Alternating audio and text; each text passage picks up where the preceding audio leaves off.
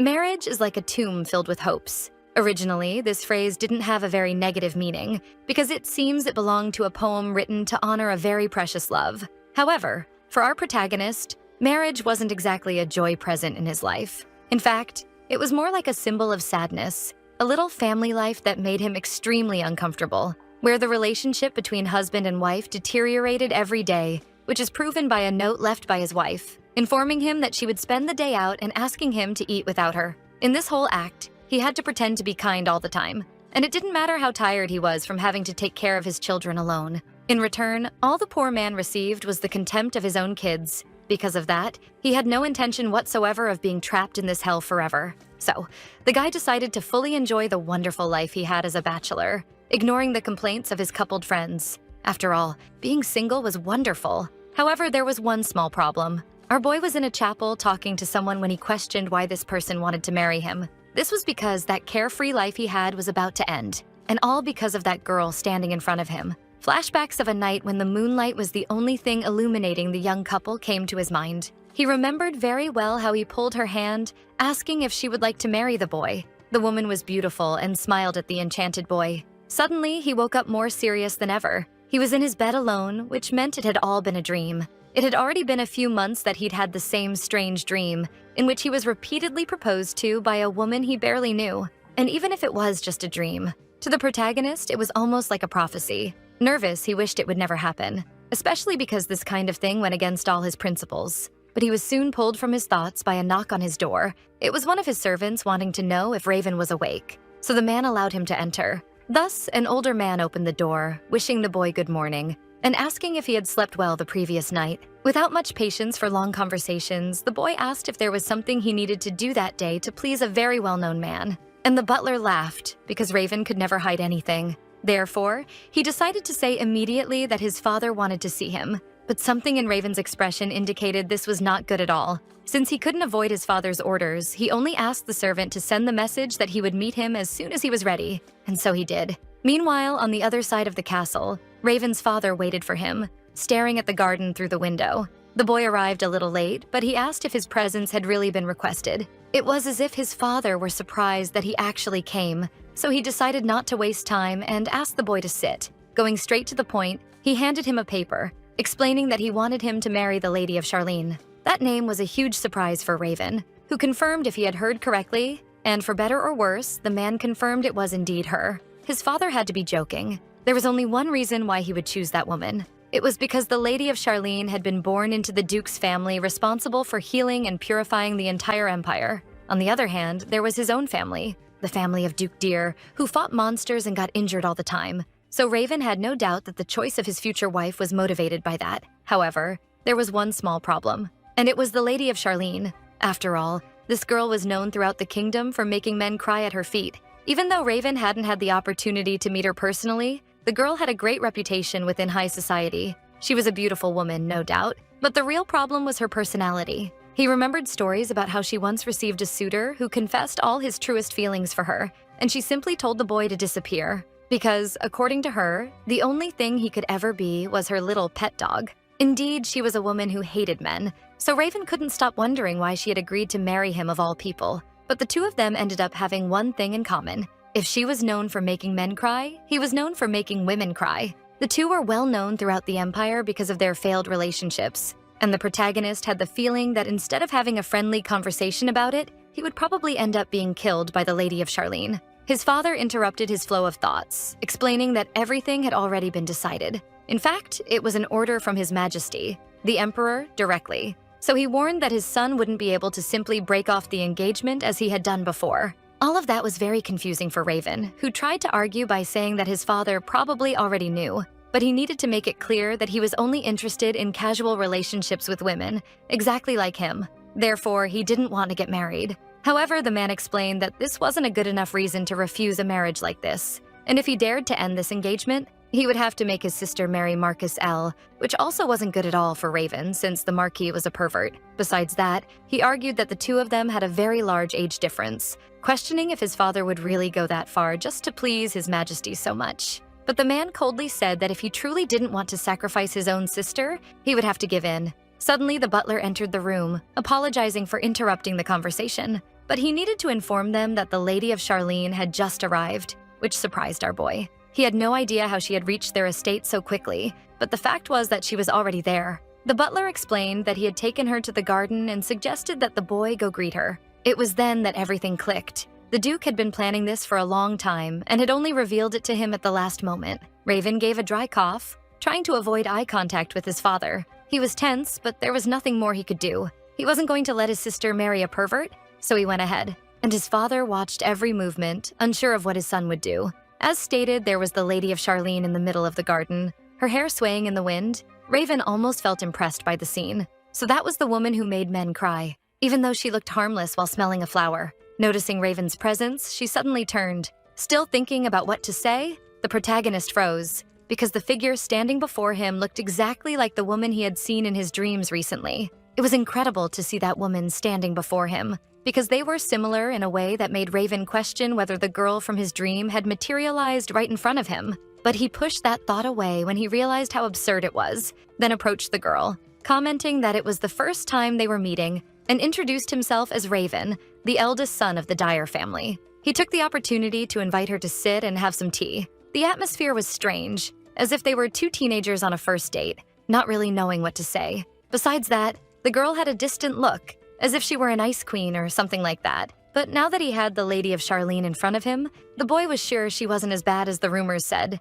He even considered that he might try to negotiate with her. So he explained that he wanted to hear a bit of her opinion about that arranged marriage. Perhaps for the first time since they'd met that afternoon, the girl looked deeply into Raven's eyes, before saying that she didn't care much. But of course, that answer didn't convince the boy, especially because it made no sense for a woman who hated men to want to get married. So he asked why she wanted to marry him. Then she set her tea aside, stood up, and walked toward Raven, who immediately grew tense. After all, why was she doing that so abruptly? But she explained, in an extremely seductive way, that she wanted to make the boy kneel before her. That was too much for him, and he was clearly embarrassed by the situation, trying to push the woman away at any cost. He stared at her as if he had known her for years, while the Lady of Charlene seemed indifferent to the whole situation, as if she ate men for breakfast every day. When he finally realized he was holding the girl's hand, he grew even redder, stumbling over his words to apologize. But the Lady of Charlene wasn't going to miss the chance to poke the wound and commented that despite the rumors she had heard about him,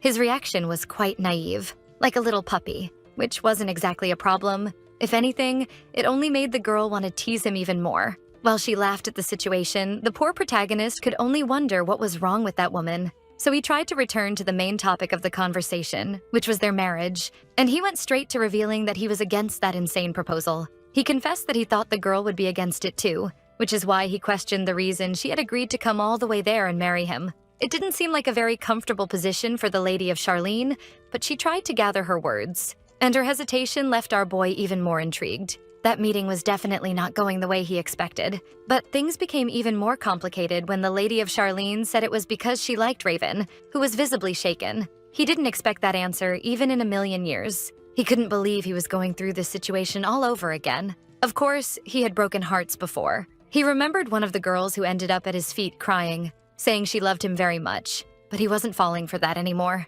He had enough experience to know that this kind of sentimental confession only hid people's true intentions, and almost always those intentions weren't very pretty. Flashbacks of his youth came back. One day, he overheard the conversation of that same red-haired girl with her friends, justifying that marriage by saying that if they got married, she would be safe, besides gaining lots of money and status because Raven was a high-ranking knight. Of course, his beauty also influenced her choice, but there didn't seem to be many motivations for the union beyond that kind of superficiality. The woman commented that it would be great to make him her man, as if he were just another item on a store shelf at the mall. And apparently, Estrella was exactly like those other shallow and superficial nobles when it came to love. He didn't know exactly what the girl's intentions were, or why she was truly trying to approach his family, but he didn't plan to allow that marriage to happen. So, gathering all his courage, Raven made it clear that it was a shame, because he had already decided to never marry a woman who liked him. His words, although somewhat contradictory, didn't seem to affect the Lady of Charlene, who only stared seriously at her tea.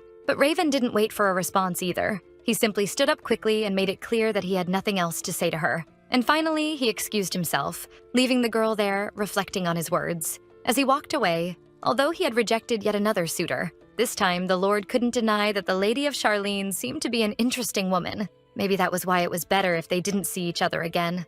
Suddenly, a sharp pain settled in his chest, making him stop in the middle of the path. And one of his subordinates who happened to be nearby noticed it, running toward him in concern as if they were true friends. When he got close enough, he asked if the prince was all right, and Raven quickly said nothing had happened. In fact, he was more interested in knowing what was going on among the knights there. Apparently, he was always this stubborn because the boy didn't seem surprised. He simply answered that Unit 1, which had been sent to explore a forbidden area, had informed him they had found high-class monsters. That set off an alarm in the young man, because that squad, sent by him, should have been able to finish off the monsters without any difficulty. Besides, until then, in all other missions, no monster had ever appeared without being summoned. That's why he couldn't waste any more time and told the knight that they needed to be withdrawn immediately. They were being watched from afar by the Lady of Charlene. The monsters in that zone were terrifying. Huge creatures that the knights definitely didn't expect to encounter. Even so, they were trying to hold their ground until their captain arrived.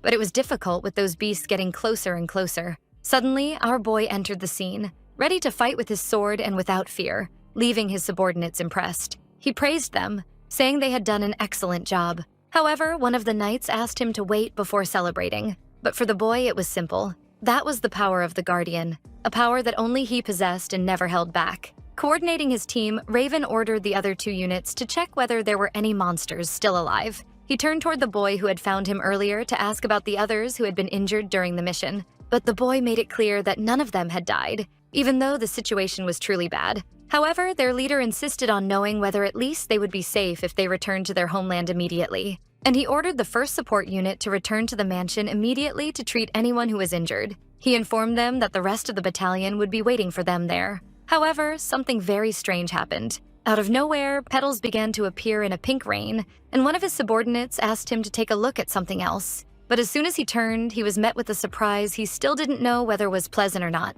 asking what she was doing there. That's right, it was Estrella, his suitor he had just rejected. So she explained that after their conversation, she had been ready to return home when she overheard part of that discussion about the monsters. Worried, the girl used her teleportation power to see what was happening in person. She examined one of the fallen soldiers, informing them that the miasma had taken him completely, but she would cleanse him with her powers. So that's where the petals were coming from. It was all thanks to that girl who was supposed to be cold and hate all men. The petals fell softly over those soldiers, healing their wounds in a magical, incredibly fast movement. Even the boy was surprised that all those people had been saved by just one person. Of course, his squad had healers who were very skilled, but that woman was on another level. She possessed an immense amount of divine power and could simply change an entire situation within seconds. However, that peace didn't last long, because soon a monster approached the girl, raising the alarm in our boy, who shouted to her. But the Lady of Charlene wasn't shaken at all, and in one swift movement,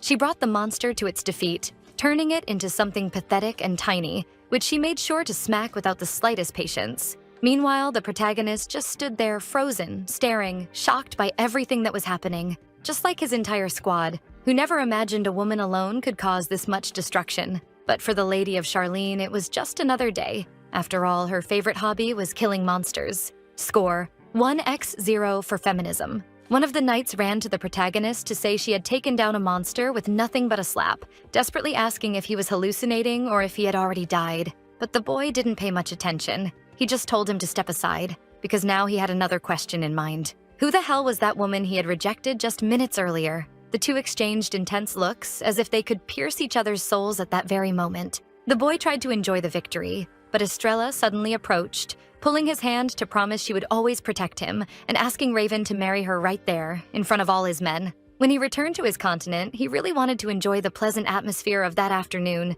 but that was now impossible, because the boy was on his way to the place of his death. All because, thanks to Lady of Charlene's public proposal, his life had completely changed. His companions, amazed by Estrella's actions, insisted that he needed to marry her. And no matter where he went, or what he did, there was always immense pressure from his knights, who had become the girl's biggest fans. They kept asking nonstop if he was going to meet her every day, and there was still something he couldn't understand. Although her divine powers were supposed to be used only for healing, for some reason the woman had managed to destroy those monsters. Divine power was a special energy capable of defeating monsters and miasma, and it was very different from regular magic, since the latter could be used by anyone. But descendants of those two divine families were the only ones capable of using that kind of power. The family of the Deer Knights and the family of the Charlene Healers. Until then, there had been no one who could master both types of powers at the same time, except for one person, a saint who had saved the entire empire many years ago. But he couldn't think too deeply about that now,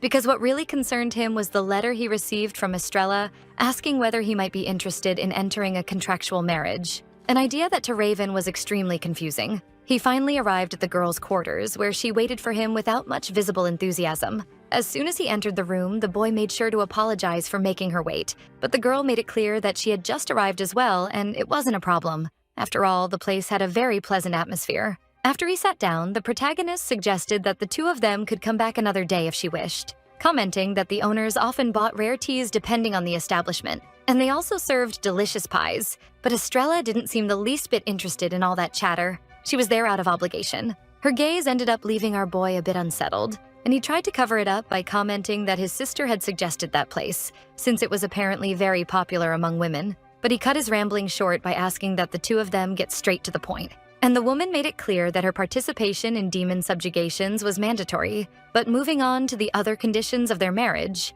she explained that it would be valid only until the boy officially received the title of Duke of Deer, and then she would refuse his properties and any other rights. These were excellent conditions for Raven, who had no idea what exactly the girl was planning, especially because she was known throughout the Empire for hating all men without exception. So he was more than curious to understand why she agreed to marry him, even after lying about loving him, a story Raven wouldn't buy in a million years. Besides, if she only wanted to enter a marriage with him for some personal benefit, she wouldn't need to lie about her feelings, like the redhead who tried to trick him in the past, much less lie about loving him. So they would have a contractual marriage, a type of union that wouldn't last forever, but considering the girl's incredible powers, his knights would never be in danger again. Thinking about that, Raven agreed that the two of them should begin a marriage proposal under those terms, something that left the girl very satisfied. However, the protagonist revealed that he still had one last thing to add. He explained that there were various rumors circulating about how he liked to have fun with women,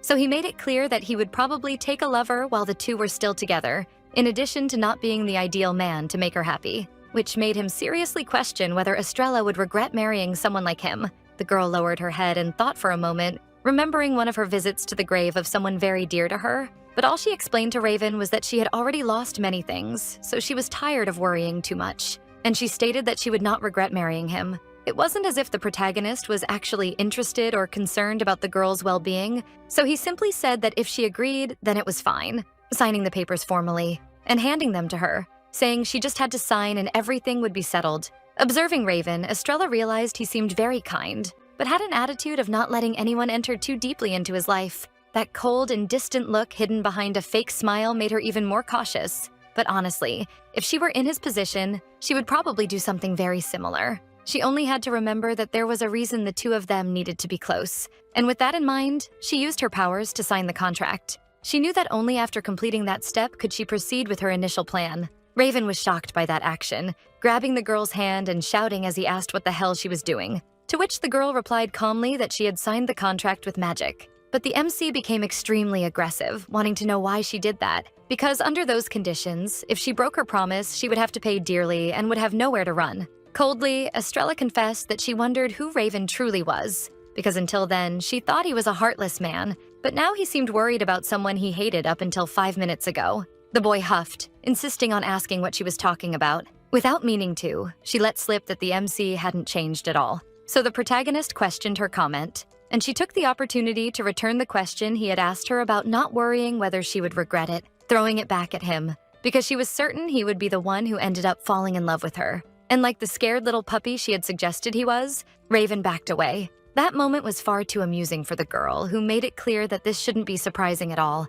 In fact, she knew the prince was destined to fall in love with her, because in another time, Raven had been the first to confess his unconditional love. It didn't take long for rumors about Raven's supposed marriage to spread throughout the palace. One of the maids even commented that they would have to prepare the couple's room as soon as the next week, so they would be very busy. Even so, the women seemed extremely happy. After all, finally another woman would be present there, and now they just needed to know who her personal maid would be. But one of the servants wasn't excited at all and simply said that she didn't care, as long as the mansion kept the same peaceful atmosphere as always. Her way of speaking left the two poor maids speechless. They knew the other maid was referring to a possible lover that Prince Raven had, and they doubted that the Lady of Charlene knew about her, a woman very different from Estrella, with light hair and an almost pure look in her eyes. At night, the boy was locked in his office as always, analyzing his documents when this woman arrived. It made him a bit tense, but he quickly opened a smile, saying he had been waiting for her and asking if she had arrived safely. The woman in front of him, the one who owned his heart, was named Catherine, and she walked in, pulling back her veil, explaining that everything was fine. This girl noticed the pile of documents spread out on her beloved's desk, and he asked her to wait a moment, but she seemed very impatient, pulling his arm immediately while the poor guy tried to explain that he would finish his duties soon. In fact, that woman was actually a man in disguise, complaining to the protagonist and asking why he had to dress in such a ridiculous way just to continue the treatment he was giving the boy. Something Raven justified with the fact that on another day, when he had gone to the mage's room, he was almost recognized. He had been applying magic to the boy, who seemed in great pain, when they were interrupted by Raven's subordinate searching for him, wanting to know if he was okay. The knight stood there watching, which was very bad. So, on impulse, the mage jumped on top of the knight, pretending to be just some random woman, and explaining that he was a bit busy, ordering the group to stop bothering them. To the subordinates, that situation was at least comical, but one of the men hurried to drag the other two away, who were far too curious and shut the door while apologizing, leaving them alone. That night, the MC had to stay in a position that was, at the very least, embarrassing. And from that day on, he asked the mage for a little favor. Clearly, the mage was stunned. After all, it was an absurd idea, but he knew he couldn't simply interrupt the treatment. The Lord explained that he needed to hide from everyone the fact that he was undergoing a health treatment and ended up including Kate, his supposed lover's real name, into that insane scheme. Without any patience, he ordered the boy to lie down on the bed immediately and took the chance to ask how things were, to which Raven replied that he was much better thanks to the treatment because he no longer felt sick. In fact, he felt very well. However, Kate stared at him seriously. He knew Raven was lying and he was terrible at it. Even so, he tried to ignore it and explained that he would summon a healing spell so the boy could feel even better. No matter how many times he told the protagonist not to use his divine power, Raven didn't care at all. In that world, only direct descendants of the Dyer family possessed the rune marking them as guardians, and those people had an immense amount of divine power, incomparable to common mages.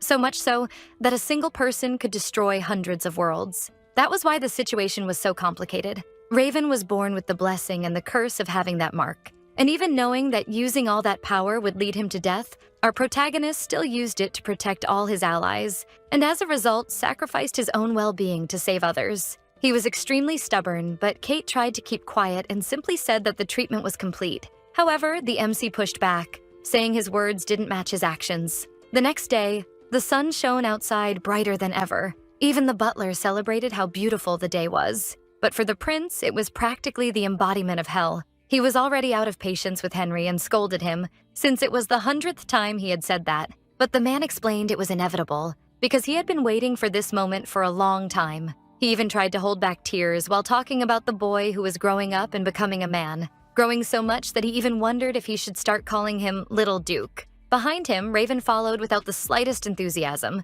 begging him to do what he always did and not change that. Still, Henry confessed he was relieved that his little boy wouldn't die alone, and the protagonist made it clear that the woman he was going to marry was so straightforward that he doubted she had any common sense at all. But all the butler understood was that his beloved Raven was praising the woman for being wonderful and amazing. He absolutely didn't grasp the boy's true words. After all, Estrella was the type of girl who would say on the first date that she wanted to see him kneel before her, so he couldn't even imagine how she behaved with someone she truly loved. Meanwhile, the girl enjoyed her carriage ride, reading a book that would be very useful for her future relationship, because it was about how to make an inaccessible person fall in love with you. The first step was to make a first impression he would never forget, and that part was done. Then she needed to show everything she was capable of doing, which she had also done during the battle against the monsters. Now she was on the third step, which said that if the mind and body contradicted each other, perhaps they should spend some time alone, if you know what I mean. So all she needed to do was find a way to end up alone with him in a room.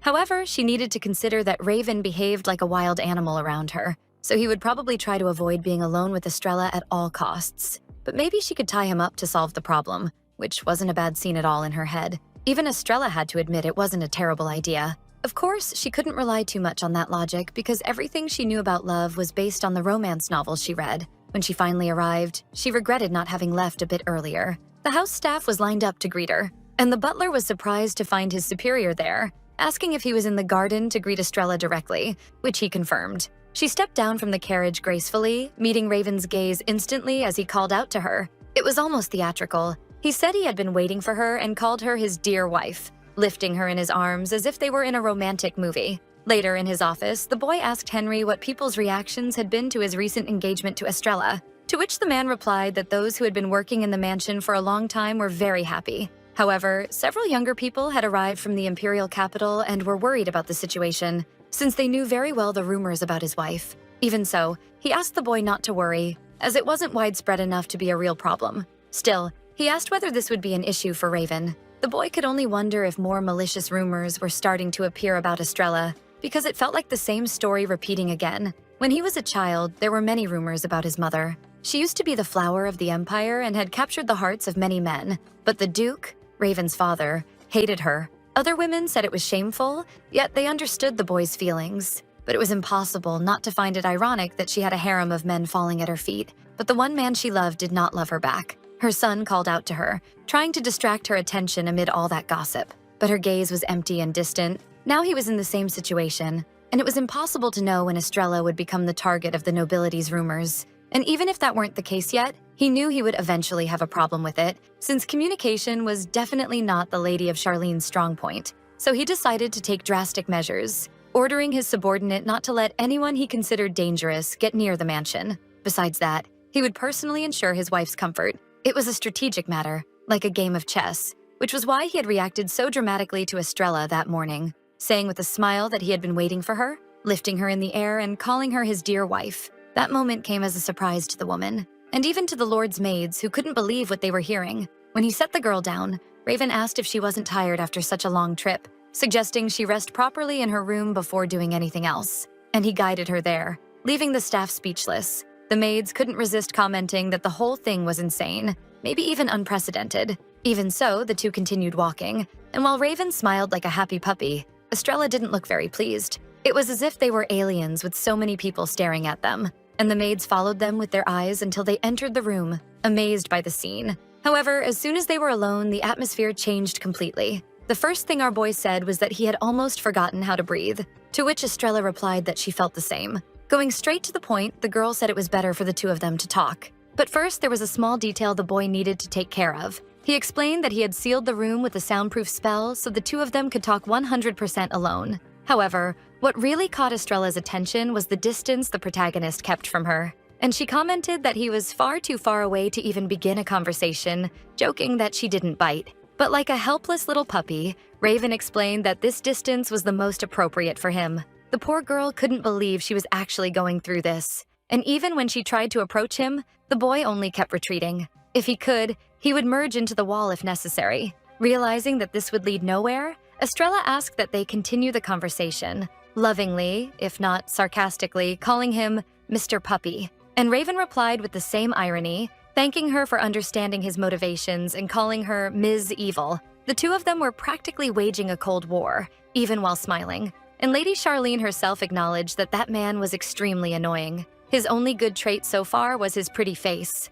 Still, she sighed and explained that the whole thing was rather disgusting, but she wanted to know if he intended to continue, which the boy confirmed, explaining that it was even more irritating when people spread false rumors about their relationship based purely on assumptions. Besides, he shouldn't be in such a disadvantageous position. Of course, Estrella had to agree that it was better than being treated badly, especially in public, but she needed to ask whether his actions truly matched who he was. She asked if he wouldn't feel uncomfortable if rumors started about him being madly in love with the girl, even if that wasn't the case. Of course, Raven didn't trust his new fiancé blindly, but he couldn't deny that the two of them were going to get married, contract or not, so he would be bothered if people treated her badly. That's when it clicked. The reason he treated her as if he loved her more than anything in front of others was to protect her from those terrible rumors. In other words, for him it was just another task. So Estrella should convince herself that those actions had no special meaning whatsoever. After all, she couldn't bear to live indefinitely waiting for her future husband's kindness to actually mean something more.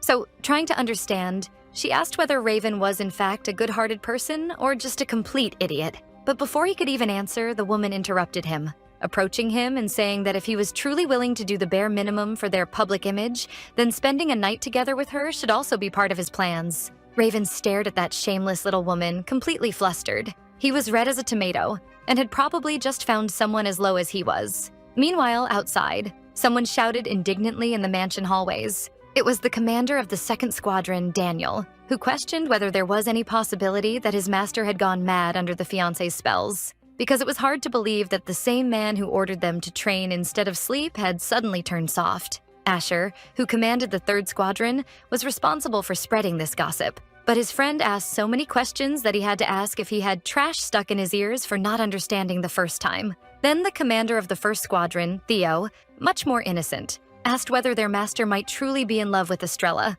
something the other two doubted very much. But they tried not to argue too much, saying only that maybe they would find out the answer soon enough. When they reached Estrella's room door, they noticed there was a spell being used there, probably a sound containment spell, but that wasn't a problem for Daniel. In fact, he saw it as an opportunity to barge into the room calling for his leader, asking why he was hiding in the middle of the day, only to find the kingdom's newest couple in an extremely compromising position. Their reactions varied. Theo looked hopeful. He probably believed way too much in his friend. Asher seemed indifferent, while Daniel was the most affected of the three. He immediately stepped out, apologizing for interrupting them, which left our boy even more desperate. After all, how could his own men plan to abandon him there with that predator? But Estrella just took the opportunity to tease him even more, suggesting that he was the one who had called her into that room in the first place. So she wanted to know what exactly the bare minimum meant for him. His loyal men, who had not fully closed the door and were therefore listening to everything, quickly argued that if a man invited a woman, he had to follow through. But soon they knocked on the door because they didn't want to hear the angry words Raven might unleash. Even so, it was unbelievable. Later, his men were drinking while the MC kept the same scowling face, until Asher approached and commented that it was very rare to see their leader stay mad about something for so long. Trying to cheer him up a bit, Theo brought a skewer to him, arguing that when he felt that bad, he would eat a lot and then go work out. But his master scolded him, asking him never to share that with Daniel, because Daniel was the type of guy who solved any inconvenience in his life using his muscles. Since why would he work out if he wasn't going to show off afterward, right? He was very straight bro gym type, and the boy nodded, understanding what he meant. However, he decided to change the subject and asked when exactly his master planned on having children, making the poor guy choke on his beer, because that was a completely unexpected question. But all that mattered to the commander, who didn't even seem like a real soldier, was that he would give all of Raven's future children lots of love, equally, regardless of whether they were boys or girls. And that comment made Raven smile, before explaining that he wasn't in the kind of relationship the boy thought he was. In the past, he thought he didn't want to be like his parents, and was sure that when he married, he would give everything he had to build the happiest family in the world. But that was when the MC was still a child, at least until the day he learned his fate,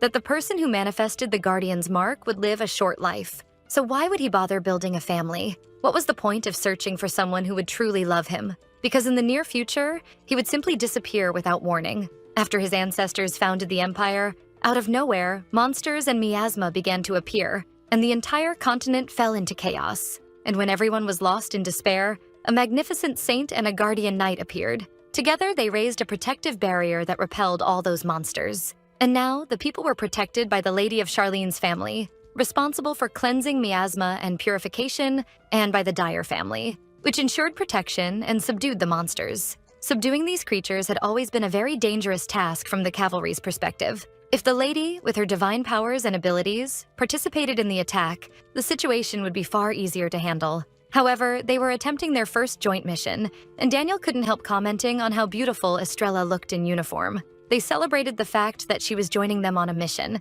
convinced it would be a wonderful journey, while the other servants talked about how Raven and Estrella made a great couple. All that chatter only irritated the poor boy even more, so he tried to shift their attention elsewhere, instructing his knights that from that point on, they would begin killing monsters, making it clear that it wasn't a festival or some fun task, but a hunt for dangerous creatures. This dampened the mood for both Estrella and Daniel, who had expected something completely different. After all, the Lady of Charlene could defeat all the monsters with a simple slap, so maybe she could help. They even argued that it would be difficult for her to keep healing them all, since she would need to gather the strength of at least 100 people for that. Raven tried not to explode immediately, masking his true emotion with a fake smile, before throwing a bucket of cold water on the two by saying he needed to make something very clear. The support squad would definitely reach them and continue providing help as always. Meanwhile, his men, exactly as they always had, should focus on destroying the monsters. This only frustrated the guys even more. They thought they would at least gain some advantage by having that woman there, besides her pretty face. Estrella simply watched everything in complete silence. Kate, the only one who seemed to be on Raven's side, soon approached, saying that the preparation of the portal had been completed, so they could teleport at any moment. In a hurry, their leader ordered them to pull themselves together and head to the portal, calling his future wife along. Taking advantage of them being alone in that brief conversation, the woman mentioned that it would indeed be faster if she simply participated in destroying the monsters, so she wanted to know why he wouldn't include her. The protagonist thought for a second before responding. He reminded Estrella that eventually she would leave them for good. So even though he agreed with his subordinates that it would be far easier to just let her deal with the monsters directly, he needed to worry about what would happen to his team as soon as she was gone. What did she think would happen when everyone got used to relying on that kind of help? That was true. And the Lady of Charlene knew there was no way to argue against it.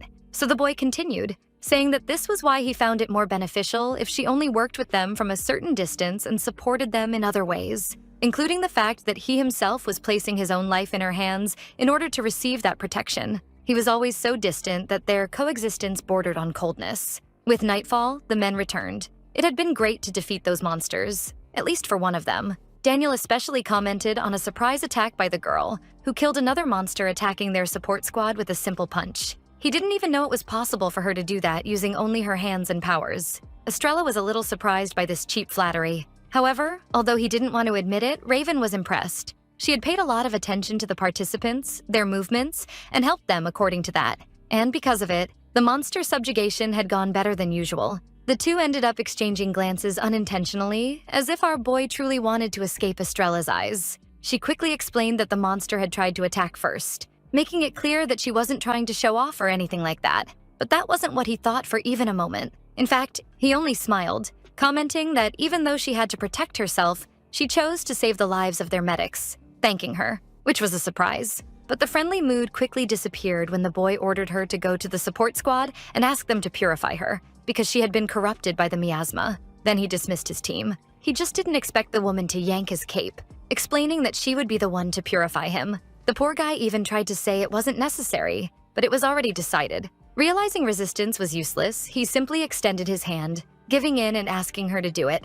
But the girl wasn't convinced. She thought it might even be some kind of joke, since everyone knew that when it came to purification and healing, it was best to have extensive skin-to-skin contact. So she ordered him to remove his clothes immediately, which honestly wasn't a bad idea considering those sculpted abs. And just like that, Estrella began her healing process. She commented that although he was physically fine, his magical mana had stagnated a bit, so she suggested that maybe he wasn't sleeping well. Therefore, she said he should rest more. The boy was embarrassed. He probably hadn't been this vulnerable in front of someone in a long time. She touched him, and at that point, he no longer knew whether she was actually using healing magic or just taking the opportunity to enjoy herself a little. Meanwhile, Raven could only think about how he usually felt a bit uncomfortable around Estrella. And the girl knew that so many women had already fallen in love with Raven that even nearby countries knew about his cases. They dreamed of experiencing even a moment of his warm embrace. She had heard many rumors about him, good ones and bad ones. He had also been painted as a terrible person, known for not respecting the girls he dated. However, no matter how bad the gossip became, his popularity was never shaken. Because of that, Estrella took the rumors circulating among high society as something normal, but now she wasn't so sure, and felt she needed to ask. Gathering what little courage she had left that day, she asked whether the man in front of her, who looked like a stallion, was actually nothing more than a virgin. The moon shone brightly above the mansion. After that extremely embarrassing question, our boy was taken to the room by Estrella, who was now in a very favorable position for both her and him. She stared down at him, unable to believe that this was indeed the boy's first time. However, he asked her to calm down, suggesting that the two of them talk first. But she simply ran her hands along that sculpted, God-given abdomen before asking whether he really wanted to talk right now. When she began approaching the well of happiness, the boy screamed for the lady to stop. And suddenly, our boy woke up shouting for her to stop and saying he'd had enough of the situation. Beside him was Kate, watching him with a suspicious look. And when he realized it had all been nothing more than a dream, Raven couldn't believe it. After all, it had felt extremely realistic. At least now he understood the reason he had fallen into such a deep sleep. He was in the middle of his treatment. The MC tried to compose himself, reminding himself that it really had just been a dream, while the mage wondered whether the Lord had awakened from a nightmare. It was still night outside, But as soon as the protagonist composed himself even a little, Kate asked if the girl had really found out that he was a virgin. And although Raven couldn't see it that way, for his friend, her finding out at that point was great. After all, he only benefited from those rumors of being a womanizer to avoid the obligation of marriage. So now that he was engaged, he no longer needed to rely on that, and the boy would have to agree, even if he didn't like it. However, for the protagonist, it was a problem that he was giving in to Estrella, especially because it was terrible knowing she knew his secret. He could imagine the girl revealing it to everyone, saying that he was such an inexperienced boy that she managed to make him kneel at her feet. He was already teary-eyed looking at the mage, who quickly cut that whole scene off, telling him to stop looking at him like that, because there was nothing he could do. But he argued that even if the girl found out, the two of them wouldn't have any problems. Even so, our boy insisted that it was extremely embarrassing for her to know that he, of all people in the kingdom, was a virgin, so he no longer knew what to do. That day, he had done everything possible to maintain his composure. Kate was no longer entertained by the conversation, so he said it was already very late and said goodbye to the boy. However, Estrella ended up seeing him leave the room. She stared at him, unaware that it was not a woman at all, but a man. Naturally, she grew curious about who that lady was. It had been 2 weeks since the Lady of Charlene had moved into the Duke Dyer's mansion, and thanks to Raven's plan, her life had been quite peaceful. In fact, the two of them had grown close enough to call each other by their first names. Or at least, that was what she thought. Because judging by the boy's reactions to any interaction between them, she realized he had truly never fallen in love with anyone. To her, it was as if the MC had never even spoken to a woman who wasn't a relative, which made her question whether even half of the rumors circulating around the kingdom were true. One of her maids was doing her hair when she noticed the girl lost in thought and asked if something was bothering her. She replied that she had seen a woman leaving the Lord's room last night and wanted to know if the maid knew anything about it. Nervously, the subordinate apologized but explained she didn't know anything. Estrella noticed her hands trembling. She knew it was an absolute lie. Standing up, she made it clear that the woman didn't need to apologize. After all, because Raven was her master, she wouldn't say anything without his permission. And as a servant, that was the bare minimum she could do. She had caught the girl red-handed, even if the maid wouldn't admit it. Still, the noblewoman continued her speech, saying she was happy that the maid served her fiancé with such loyalty, which made the servant realize the woman was very different from the rumors she had heard. In fact, she must love Lord Raven. Otherwise, she wouldn't have been so kind. As she walked through the corridors, Estrella reflected on what she had seen, and now that she thought about it, she didn't believe the protagonist had any malicious relationship with the girl she had seen leaving his room the day before. However, she was still a rival, and whenever a rival appeared in her path, Estrella never backed down. After all, she was known as the most cruel woman in the Empire for a very good reason. Along the way, she caught sight of her perfect reflection in the window, which made her wonder whether there existed any woman better than her. Honestly, I wish I had this girl's self-esteem. After this moment of ego, the girl noticed what was happening outside the mansion, concluding that perhaps it would be good to take some precautionary measures. In the garden, the soldiers gathered for their usual training, including Raven, who needed to exercise to maintain that Greek god physique. He called his subordinates' attention, saying that after the break they would return to training in the arena. That's when something caught his attention. Or rather, someone, Estrella, beautiful as always, wandering through the garden. Defensive, the protagonist immediately questioned what she was doing there and whether she'd gone to the garden just to provoke him. The lady didn't understand why he always acted like he was walking on eggshells around her, but that didn't matter. She simply decided to get straight to the point as usual, suggesting that the two of them have lunch together, which left Raven a bit stunned. Even so, he agreed, asking if that was all she had to say, and the girl said no, calling him on a date for the next day.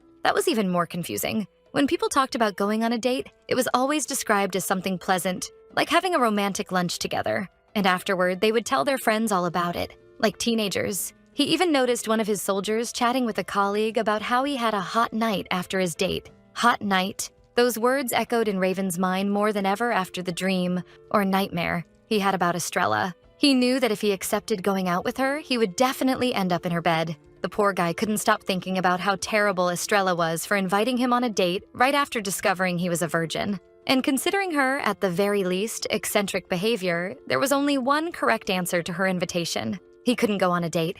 Even saying it with a smile, it was still a no. He explained that he wasn't afraid of going on a date with her, but he had many plans for the next day, even apologizing. The girl laughed right after, thinking that was all. But Estrella was an extremely persistent woman, and she grabbed him by the shirt with ease, leaving the little puppy trapped. He even prepared to run away again, but had no success at all, since the Lady of Charlene refused to let go of his clothes. Stressed, he asked how she had so much strength. Calculating as always, she laughed darkly, saying that if he didn't want to stay there willingly, she could squeeze his little air-filled head until she got a satisfactory answer to her question. So, laying all the cards on the table, she repeated the question, "Are you really very busy the next day?" And if he lied, he'd pay to see. Even though he was upset, the protagonist could only answer that maybe he wasn't busy tomorrow. Again, he said he didn't mind going on a date with her, but he made it clear he needed to return to the mansion by 7 at night, and that was his only condition. That comment made Estrella wonder whether there was some sort of curfew at the Dyer mansion or something like that.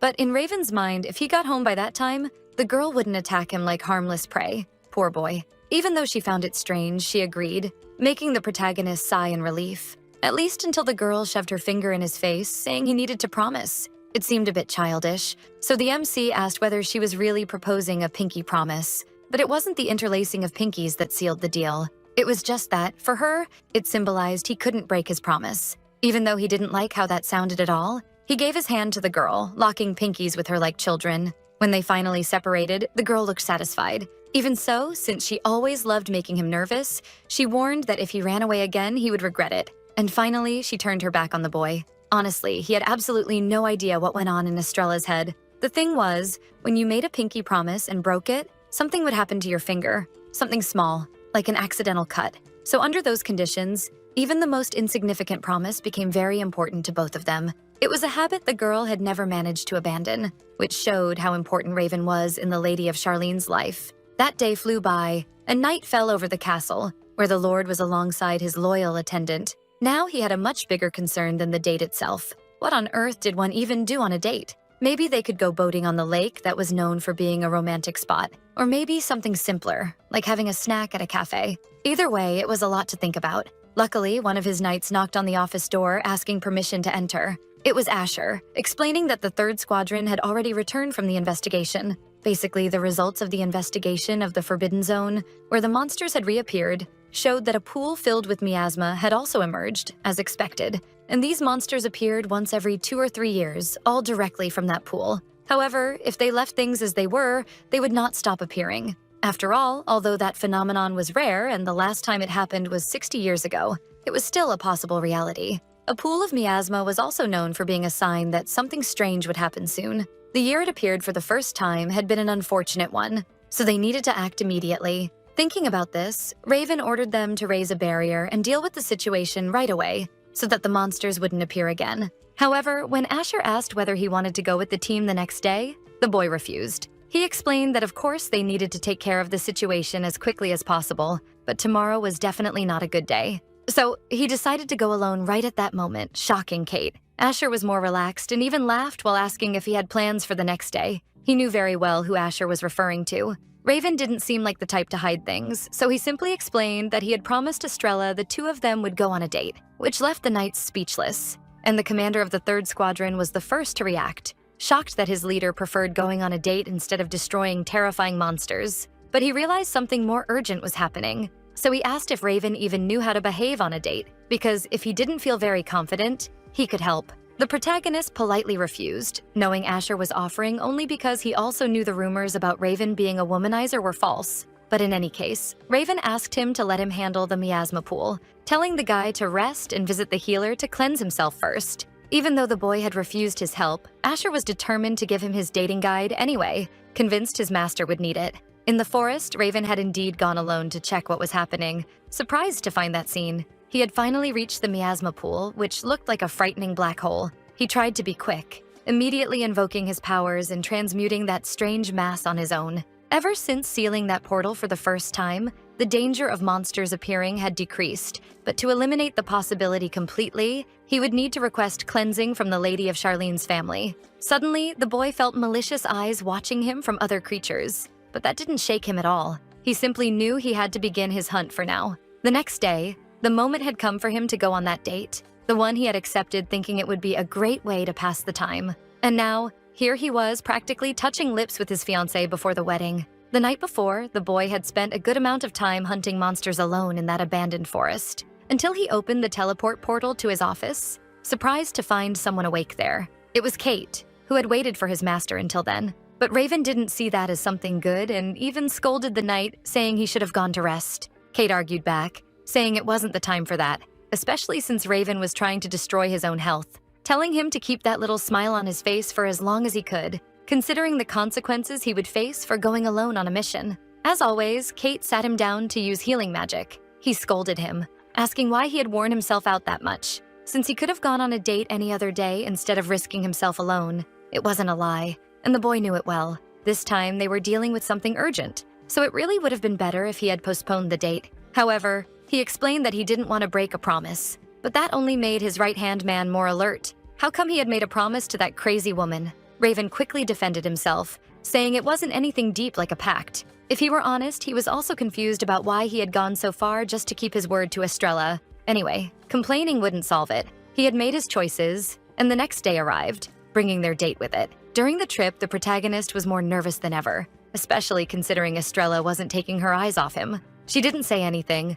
but he couldn't stop wondering why she was staring at him so intensely. And it was very strange that she was sitting there quietly. Either way, he just hoped she wasn't thinking anything bad. Don't be fooled. She wasn't mesmerized by his beauty. She was actually searching for the right answers to her question. Her mind was focused on her book about how to make someone fall in love with you. She was still on step number 3, the one about mind and body being out of sync, suggesting the couple should spend time alone. Already exhausted from all that staring, Raven finally asked what she wanted. Without hesitation, the woman asked if his heart didn't race when he looked at her. That was a bit frightening, so the protagonist returned with another question. He wanted to know what exactly the girl meant by that. Maybe she had messed up the previous step when she tried to give him an unforgettable impression, and now she was there trying to listen to his ribcage like an idiot. Or maybe for Raven, who had already played around with several other women, she hadn't provided enough stimulation for that to happen. In that case, maybe if they brought their faces closer, just like the characters in her romance novels, she could get something out of it.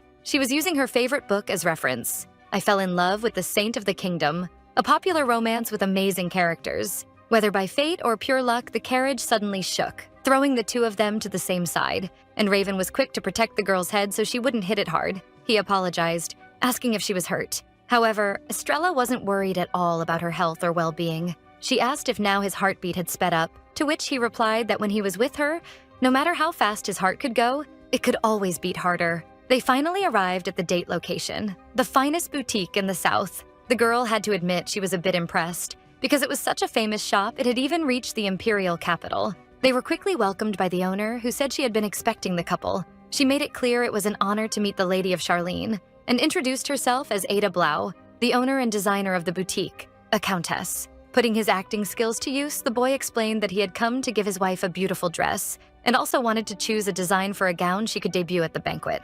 Something Madame would be very happy to do, and she immediately offered to show them her latest collection, leaving them in the care of one of her employees. They were nervous because the Lady of Charlene was known as a selfish woman who lost her temper if she disliked something, and now that she had the support of the Dyer family, she could simply destroy anyone who hated her. Ada had already heard these rumors about the lady, and if they were true, she truly needed to be careful not to offend her, even unintentionally. At the moment, she was showing some pieces of jewelry, and Raven stared at the earrings as if he were some kind of fashion expert, at least until someone caught his attention. They were praising his wife a lot, and with good reason, because the woman looked stunning, wearing a long dress that showed a bit of her legs, like a true femme fatale. Madame noticed he was speechless, so she encouraged him by asking whether he didn't think the Lady of Charlene looked incredible in that dress, something Raven had to agree with. However, he wasn't great with compliments, so he ended up saying she looked like a very cute gorilla. He definitely couldn't say everything that went through his mind if they were anything like that.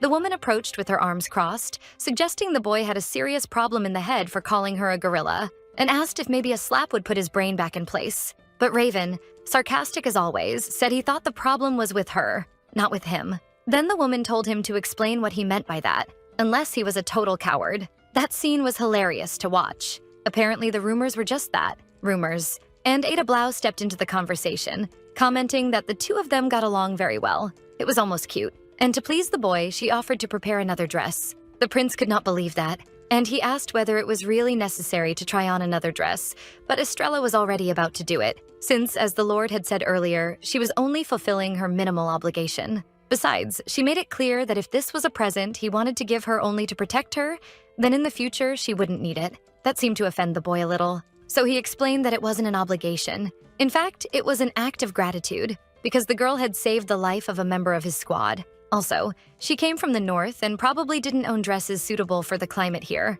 which was why he wanted to give her a present. Even the dress she had worn the day before was way too warm to wear in the south at that time of year. She could have used that as an excuse to ask for new clothes, but instead she stood there with her arms crossed, insisting she didn't need more clothes and that one dress was enough. Trying to dodge all that stubbornness, the boy explained that if the issue was money, the Dyer family had no problem with that, because even if he bought the entire stock of that shop, it wouldn't affect his fortune at all. That was why he would be happy if she simply accepted the gift without hesitation. Giving in a little, the Lady of Charlene still tried to come out on top, telling him not to complain when she ended up spending all his money later. Staring at her, Raven thought that when they first met, he had only assumed Estrella was an arrogant young lady, but now that he had seen her flustered, he wanted to know her even more. Maybe he really did have a problem in his head. Before she left, the boy remembered a detail. He asked her to wait a moment and picked up one of the pieces of jewelry he liked most. He approached her, asking permission to touch her hair, something that wasn't a problem for Estrella, even if she found the closeness a bit sudden. Then the MC extended the flower hairpin and explained that when he saw it, he thought it would match her very well. He gently pulled a strand of her hair to place it. Confirming his suspicions, she looked very beautiful. That was enough to throw anyone off balance, including the Lady of Charlene, who was now redder than a ripe tomato. She stared at the boy without knowing what to say. When he realized what he said could be interpreted in other ways, Raven made sure to clarify he was talking about the hair accessory, completely changing Estrella's expression, who had looked almost hopeful, but was now very confused. She couldn't believe what she was hearing, and soon the protagonist burst out laughing, asking if she really thought he was talking about her, reminding her that even if he had complimented her out of nowhere, he was still referring to the accessory. That was enough for the visit to the shop to end. And poor Ada Blau insisted they come back another day while Estrella stormed out. In the end, he really did buy all the clothes she approved of, and Raven complained that after the slap she had given him earlier, his nose was still sore. She offered to use a bit of healing magic if the pain was that bad,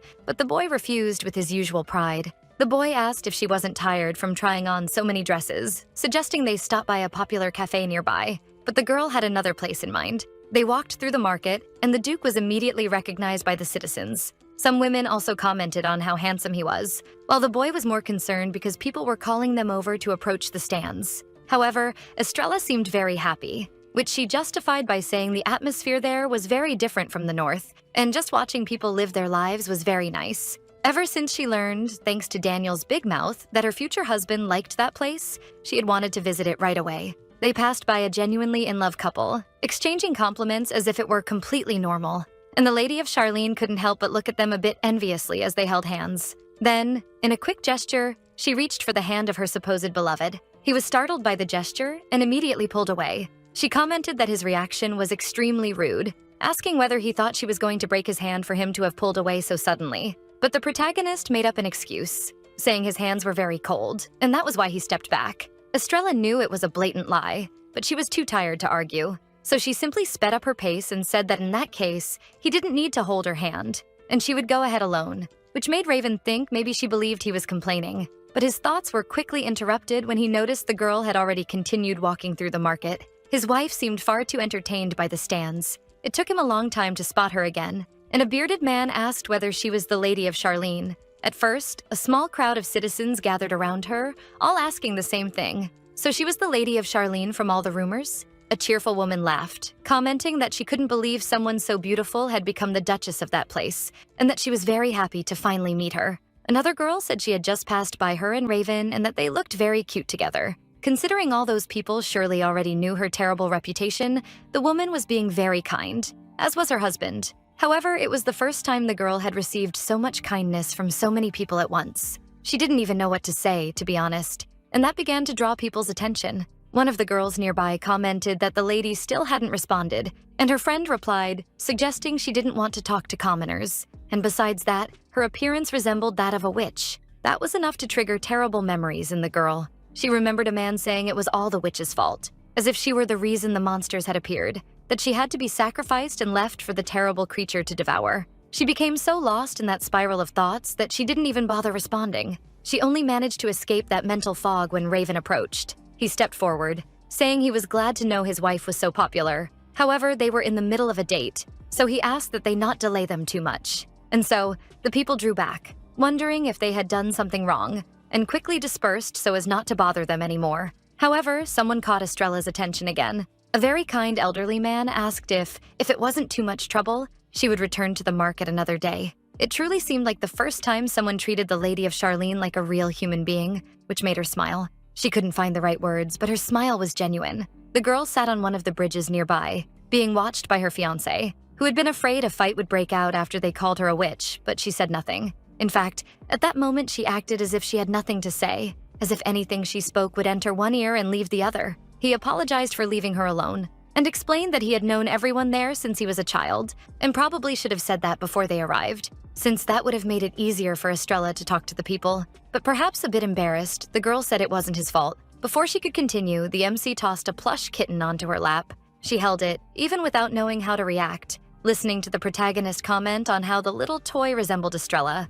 It was a plush cat he had bought the moment he saw it, because the resemblance was obvious. Then, in a friendly gesture, extending his hand to his fiancée, he made it clear that there were many more interesting things to see in that place, and she wouldn't even notice how fast the day would go because of it. Thus, Raven asked that they continue their date, gently holding her hand for the first time that day. In fact, the day flew by. The two shared food, and the boy wiped off some whipped cream that his wife had thrown on his face. Staring deeply at her, he realized he was being watched, because Estrella was applauding what must have been the best performance of the greatest womanizer of the Empire. When the sun was setting, he suggested it was time to return.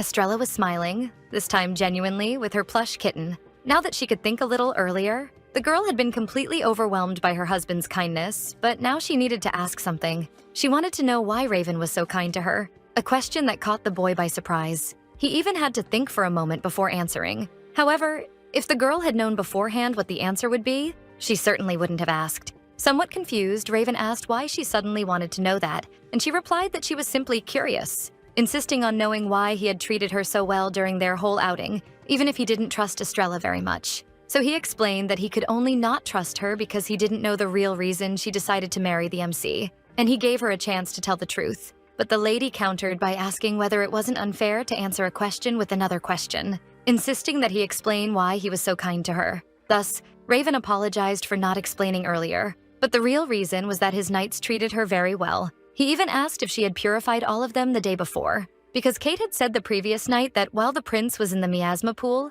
the princess had purified all the members of his squad, which had surprised him. Maybe she had suddenly decided to cooperate with his plan. That's what the MC thought, but that wasn't all. Besides this good deed, she had also said she wanted to purify the boy, and made it clear she would wait for him to return, but Kate convinced her to go back to sleep, since she couldn't reveal that her master had seizures. So, after so many of the girl's observations, the protagonist concluded that regardless of her intentions, she would never harm his knights. Besides that, lately it felt as if Raven couldn't leave the girl alone, almost like taking in a stray cat. But the reason it was so easy for him to interact with his wife was because she didn't like him. This confused the woman even more. Seriously, could that man be any less normal? But unlike other times, she wasn't going to give him the benefit of the doubt, so she asked him to explain. Thus, Raven explained that he was glad there were no romantic feelings between them to interfere with their relationship. After all, if she had truly liked him from the beginning, the two of them would never have signed a marriage contract. He had already decided he would never marry a woman who loved him.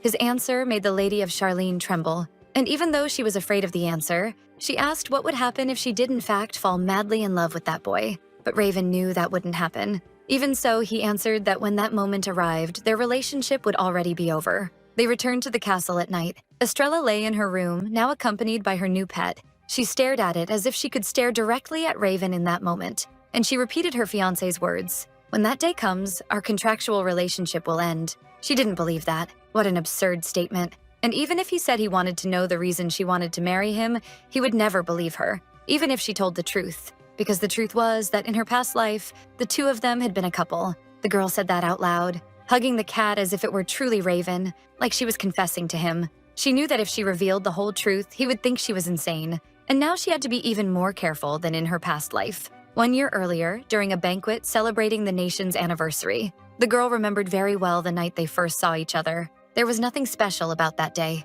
She was bored, trapped at that party with nobles, staring at her drink and trying to enjoy her own company. She was already so exhausted she planned to leave. But then she heard one of the boys comment that Lord Raven had arrived. That name wasn't unfamiliar. Of course not. He was the eldest son of the Dyer family, now surrounded by people flattering him. which made her question whether people really needed to put on such a show just to win the sympathy of another noble. But at that moment, it was as if time had stopped before her eyes. The girl couldn't believe the image in front of her. That man she certainly already knew.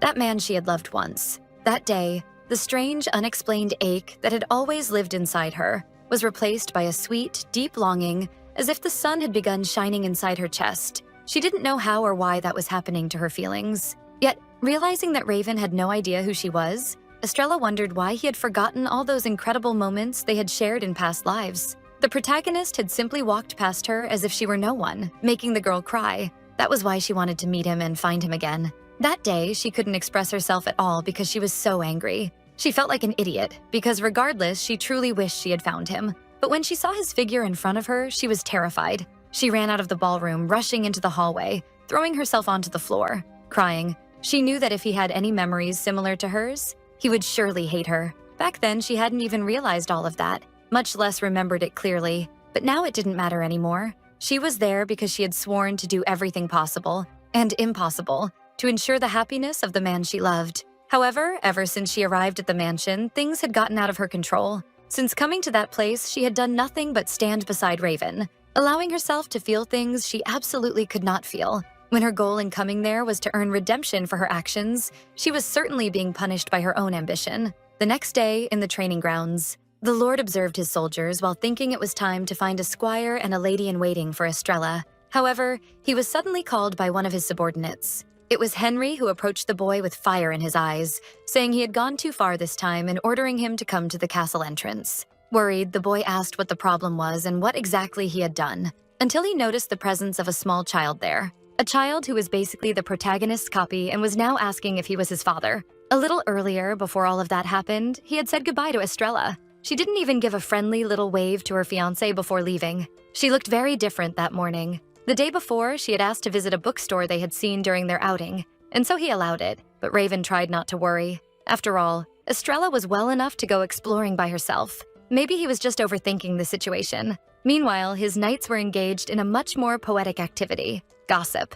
Theo was excited to know what the commander had said to his fiancée, and Daniel seemed to be filling that role, reciting his words. As much as I adore seeing how admired my fiancé is by you all, we are on a date. So may I have her attention back? They knew that because his men acted as secret escorts during the couple's date. The commander of the first squad couldn't believe what he was hearing. It was almost like listening to a drama. Everything ended the moment Raven arrived, giving Daniel a flick on the head. He didn't say much, just laughed ironically, commenting that they seemed to have plenty of free time to discuss such nonsense, so they should get back to training. He took the chance to smack Theo as well, since he was the most interested in that kind of thing. The protagonist definitely needed to choose one of his men and a maid to accompany Estrella. That way she could go wherever she wanted, just like she did that day. That's when the butler called for his attention, saying that the boy had crossed the line and needed to go to the entrance. Confused, the boy asked what he was talking about and what he had supposedly done, until he heard someone saying they were very happy to meet him. The little child who looked just like Raven,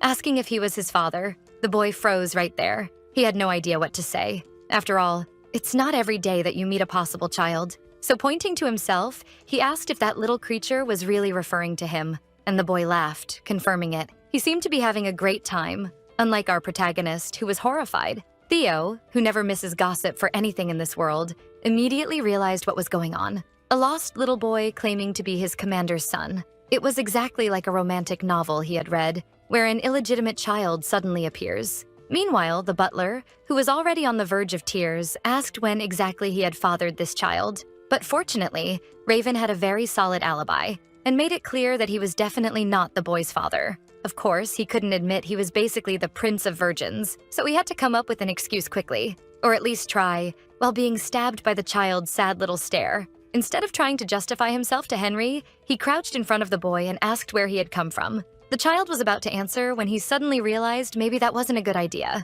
With eyes filling with tears, he asked if, once he answered, the man was just going to throw him away. Even though the protagonist said he would never do that, he most definitely was planning to. Still, he tried changing the question. He preferred to know how old that creature was. The boy responded by holding up 3 fingers, then changed it to 5, but clarified that he would turn 6 that year because he was already very grown up. He had to admit, the kid was pretty cute. Suddenly, Daniel cut into the conversation, asking them to wait a moment. He started forming a line of reasoning. His commander was 24, meaning that when this little boy was born, Raven had just graduated and left school. But Daniel couldn't finish his thought because he took another punch to the face. And the protagonist shouted that enough of that madness, because in any case, there was absolutely no chance that child was his. However, it was hard to stay firm after seeing the little one staring at him with those abandoned puppy eyes, making the poor guy grit his teeth. He didn't understand why the child looked so much like a younger version of himself. Had he somehow fathered a child by accident? He couldn't imagine anything more horrifying.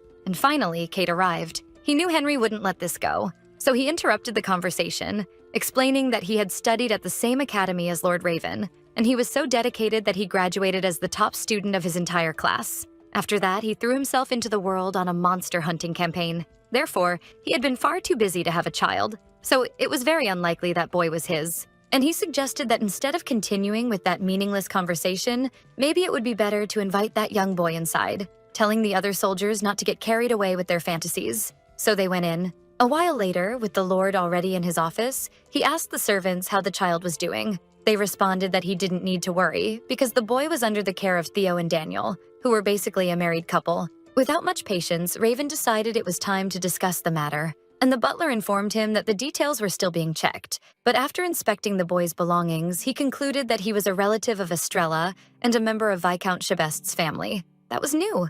A relative of Estrella? The protagonist immediately asked if she might be involved in this, but Henry didn't believe that was the case. Of course, there was still a lot they didn't know. However, apparently the Chebest family had many debts because its patriarch had become addicted to gambling. In that case, there was a high possibility that the boy had been sent there to be sold. In the past, there had been several cases of children sold off by their family heads, since it was a common custom among aristocrats to adopt children out of nowhere. Even if they claimed it was adoption, in reality they were just buying and selling children who were valuable to rich and malicious nobles. It was pitiful that they had let such a young child go all the way there alone, but at the moment they had very little information about him, and there were many things they didn't know. However, regardless of Viscount Chebest's intentions, they must never accept that child. That's why Kate made it clear that if anything bad were to happen, they would have no choice but to get rid of the boy at once. The knight's suggestion was absurd enough to make his master rise from his chair, and even Raven, who wasn't exactly the kindest person, had to admit that it was too much. He commented that his knight was always extremely sinister in those situations, but he made it clear that even if they ended up in trouble, they were not going to kill that child, and he wouldn't allow the boy to do that. He asked if Kate had forgotten the promise between the two of them. They were still children when it happened, so it had been a long time. Even so, the boy never forgot that commitment, so Kate apologized, acknowledging he had been rash. Thus, the protagonist ended the conversation, explaining that there was too much uncertainty for now, so it was far too early to make any kind of decision. He dismissed the servants quickly. The butler guided Kate out of the room, even though the knight clearly wasn't 100% convinced he had made the right choice. Meanwhile, Raven watched the two leave, thinking about how cold the boy was. But he also knew that the Empire was responsible for Kate ending up that way. His full name was Kate Lopes. He was the heir and successor of the Lopes family, a family that had served the Dyers for many years, doing whatever was necessary to protect the head of that household. Because the Dyer family controlled the protective barrier of the entire continent, they often became targets not only of imperial supporters, but also of neighboring nations. So, to serve the Dyers with loyalty, the Lopes family established that they would kill and die for them if needed. That was simply who they were. They had been rigorously trained from a young age since childhood. When he thought about it, Raven concluded that things were improving little by little. Even so, he knew it still wasn't enough, because he truly wished his friend could live a normal life. Far from there, in the bookstore, Estrella was browsing through some books. She was trying to decide what her next read would be. She was torn between a novel called I Swapped Bodies with the Doki Doki Prince and If I Could Become Your Maid. Asher approached, asking if she was having trouble choosing something, which she confirmed. That made him smile. Apparently, he understood quite a bit about romantic novels. Warmly, he said that if she wanted something lighter, she should choose the one on the right. But if she preferred a novel with more tense development, he recommended the one on the left. It was impressive how much he knew about these things. Then he explained that he had gained plenty of knowledge thanks to his former girlfriends, though he had no intention of telling her that part.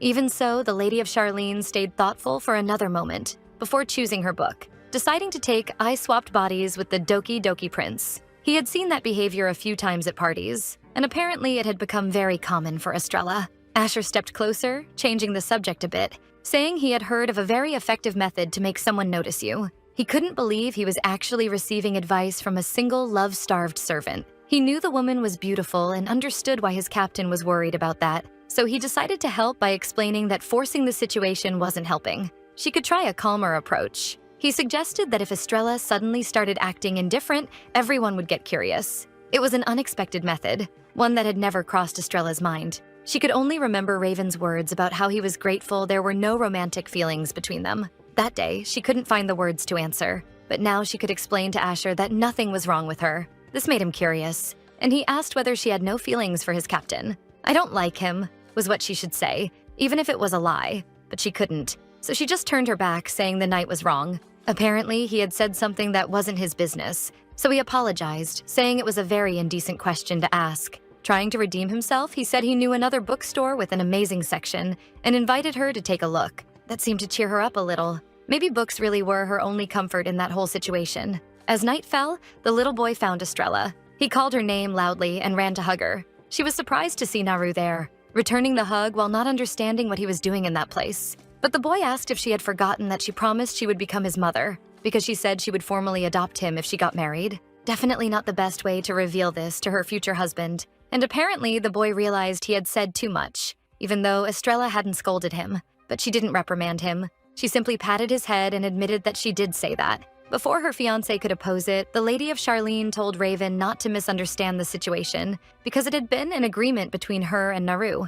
Confused, but trying to be open-minded, he asked if she could explain it better. Then she revealed that the child was the son of Viscount Chebest and his third wife. His name was Naru Chebest. The Viscount was the younger brother of Estrella's father, which made Estrella and Naru cousins. And about the promise he was surely very worried about. The girl explained that once a year, all her relatives gathered at the mansion, and it was in one of those occasions that she met the boy. A year ago, at the Charlene family mansion. The two were in the same room, and while Naru was drawing, she was doing something else. He kept staring at her while Estrella flipped through her book, which seemed to be a common occurrence. The boy had drawn the two of them in a very cute way, and then let slip that he wished Estrella were his mother. In an innocent impulse, he asked if there was any chance he could become her child. What worried her even more than the fact that the boy already had a mother was that he believed she should become one. Then Naru revealed that his real mother had died when he was still a baby. The Lady of Charlene didn't seem very moved by the story, so she simply turned her head and said she understood, and told him he could do whatever he wanted. But that was enough to spark a hope in Naru that would never fade. However, she warned him that it probably wouldn't be possible right away, which made the boy ask when it would be. It was a huge problem she had created for herself, but she answered that maybe when she got married, she could adopt him. Now that she was explaining all of this to her actual fiancé, it sounded absurd. But to Raven, the real absurdity was that Estrella actually thought he would fall for such a story, even stressed. She made it clear that she didn't make that promise to the protagonist with any kind of scheme. Even though it happened before she regained the memories of her past life, she knew she had said something very irresponsible to the child. Daniel, on the other hand, seemed disappointed that Naru was not his master's illegitimate child and not the product of Estrella and Raven's love. That opened a very fun opportunity for Estrella, who loved playing with those men's feelings, and she pretended to cry, about to say that they had indeed had an affair. But Raven had zero patience left and just told her to cut it out. After all, they hadn't even met before, right? For the first time, Estrella revealed that they actually had, which left the man even more stunned. When he tried to question the Lady of Charlene, she simply asked if they could discuss the details of that when they were alone. And so she prepared to leave, being informed that the protagonist had prepared a guest room and asking them to rest. Then the girl walked out, holding the little boy's hand carefully, leaving the men there without understanding what had just happened. As night fell, Estrella entered the room, making sure Naru was already asleep. She couldn't contain her smile upon seeing that calm, innocent child. She pulled the blanket up, afraid he might catch a cold. However, something caught her attention. The boy's chest was covered in bruises. She couldn't believe it. She knew that ever since Naru's mother died, he hadn't exactly been treated well. But this was crossing the line. Suddenly, the little one opened his eyes carefully, sitting up a bit confused and asking what had happened for her to be there. He asked if she was feeling sick or something like that, but the woman quickly denied it. Then the boy lay down again, saying that was a relief. However, sounding a bit sad, Naru asked whether someone had gotten angry or hurt because he had gone to the castle alone. That question caught the girl off guard, but she tried to keep a cheerful tone as she replied that no one with common sense would dare go against her. Then, changing the subject and tucking in the child, she said it was better for him to focus on going back to sleep. Even with the sweet words of his future mother, Naru still apologized for coming there alone and for causing trouble for her, repeating his apologies several times. The next day, the three of them were eating together in the dining hall, but Raven noticed something very unusual about the boy. He seemed nervous, trembling at the table, and since he didn't move, Raven asked whether he didn't feel like eating or what was going on. Still shaking, Naru answered that he would eat. However, he accidentally dropped his knife on the floor. Even if it was an accident, the child felt as if a fire alarm was going off in his head. He remembered how things were for him in his family's palace. Every small mistake earned him a beating. He couldn't afford to make mistakes here either. He knew he would be punished if that happened, and was already prepared for it. However, the reaction he got was completely different, because the protagonist approached and gently patted his shoulder, and kindly asked him to hand over the plate so he could cut the sausage for him. That was a huge shock. The poor kid was so traumatized he believed he deserved harsh punishment for dropping a utensil. Even hesitant, Naru handed his plate to the protagonist. Afraid of the worst, he apologized for letting the knife fall, but the Lord wasn't worried and simply said those utensils weren't made for children, so they were probably hard to use anyway. While cutting, he asked if the size was okay for the little one to eat. Estrella couldn't stop smiling at Raven's kindness toward the boy. He acted like a real father, asking if everything tasted good and telling him to eat as much as he wanted. Naru answered that it was really delicious. After that, the boy went outside making a pose as if he were casting magic, which was enough to leave the castle's favorite knights mesmerized. When the magic came out of his hands, even Naru was impressed. This seemed to be the first time he managed to do it. Blue lights filled with mana flowed from his fingers rapidly, while he stared at them in pure joy. He jumped into Estrella's arms, celebrating that he could use sacred power too. The men called him a little genius, while she simply said that was expected for someone from the Charlene family, celebrating that the boy would be a future healer. Raven soon appeared as well, proud of the boy he had met only recently. Daniel approached his commander and asked whether the boy couldn't join the Knight Order, because he would surely become a great warrior. But the protagonist's concern was that Naru was still very small, so who would take care of him? However, for Daniel, the answer was obvious. He would take care of the child. Despite his handsome playboy appearance, he was married and father to 5 other children. Seeing his master's unimpressed reaction, he asked whether that wasn't enough to make him agree. But he quickly broke the comedic moment by clarifying that he was actually being serious about the boy joining the squad. He was keeping an eye on the children around, so he knew when someone had potential. And little Master Naru was very attentive to adults and well-behaved. Besides, even with his own son missing, it wasn't as if the Viscount's family had started searching for him. So he concluded that the boy wasn't very important to the Charlene family. This made Raven thoughtful, but it didn't last long, because Estrella approached him asking if he had a moment for the two of them to talk after that. Looking at Naru, who was now happily in Theo's arms, she explained that she really needed to talk to him about the child, something he revealed he also very much wanted to do. When the two were already alone in one of the mansion's rooms, the girl apologized for being so direct, but she needed to ask something about the child, seeing the curiosity in her fiancé's eyes. She then asked if, at least during her stay there, she could keep Naru with her. The boy thought for a moment before refusing, which made the Lady of Charlene angry. Even so, he insisted, saying that the child needed to return to the Viscount's house as quickly as possible. It was absurd to hear that from someone who, moments earlier, was smiling like an idiot just from interacting with the boy. Estrella's eyes were wide open, completely shocked by her fiancé's words, at least until she lowered her head as if disappointed. Then, trying to convince him at any cost, she clarified that as soon as the contract between them ended, she would take the boy back, even saying that if he didn't believe her, they could add a new clause to the contract. But she was interrupted by Raven, who made it clear that no matter how many times she asked, he wouldn't change his decision because he couldn't protect that child, even if the boy was being hurt by his own relatives. It was cruel, even for the protagonist, in my opinion. The girl's voice came out trembling for the first time after so many conversations, asking if he knew that reality. Why was he making that choice? But he had a better question. If he accepted the girl's crazy request, did she understand what evil people might think about this situation? They would twist everything to fit their own interests and convince themselves that if this child deserved so much pity, maybe they could protect him. Others might try selling more children to gain a direct link to the Dyer family. But even so, those kids could end up mistreated in the end, receiving the same treatment Naru did. The girl knew he was right. If they accepted Naru, other children would appear trying to get pity from the Dyers using the same method. However, if they sent the boy back like that, who knew what horrible things might happen to him? So she clarified that she understood his argument, but wanted him to at least consider protecting the boy at the Charlene house until he could get his father's permission. A bit coldly, the protagonist asked why the Dyer family should go so far just because of the woman's personal motivations.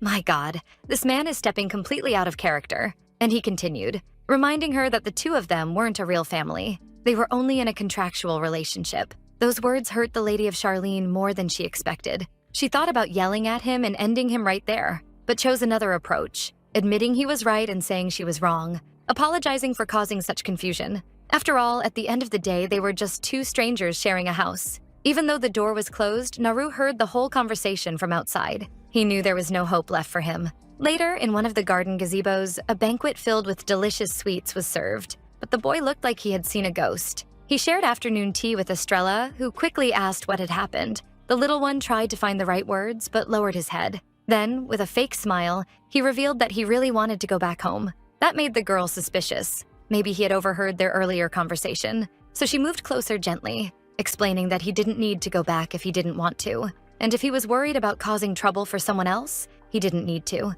because she herself would guarantee that the boy would never have to return to the Viscount's house again. Even so, he backed away saying that wasn't it.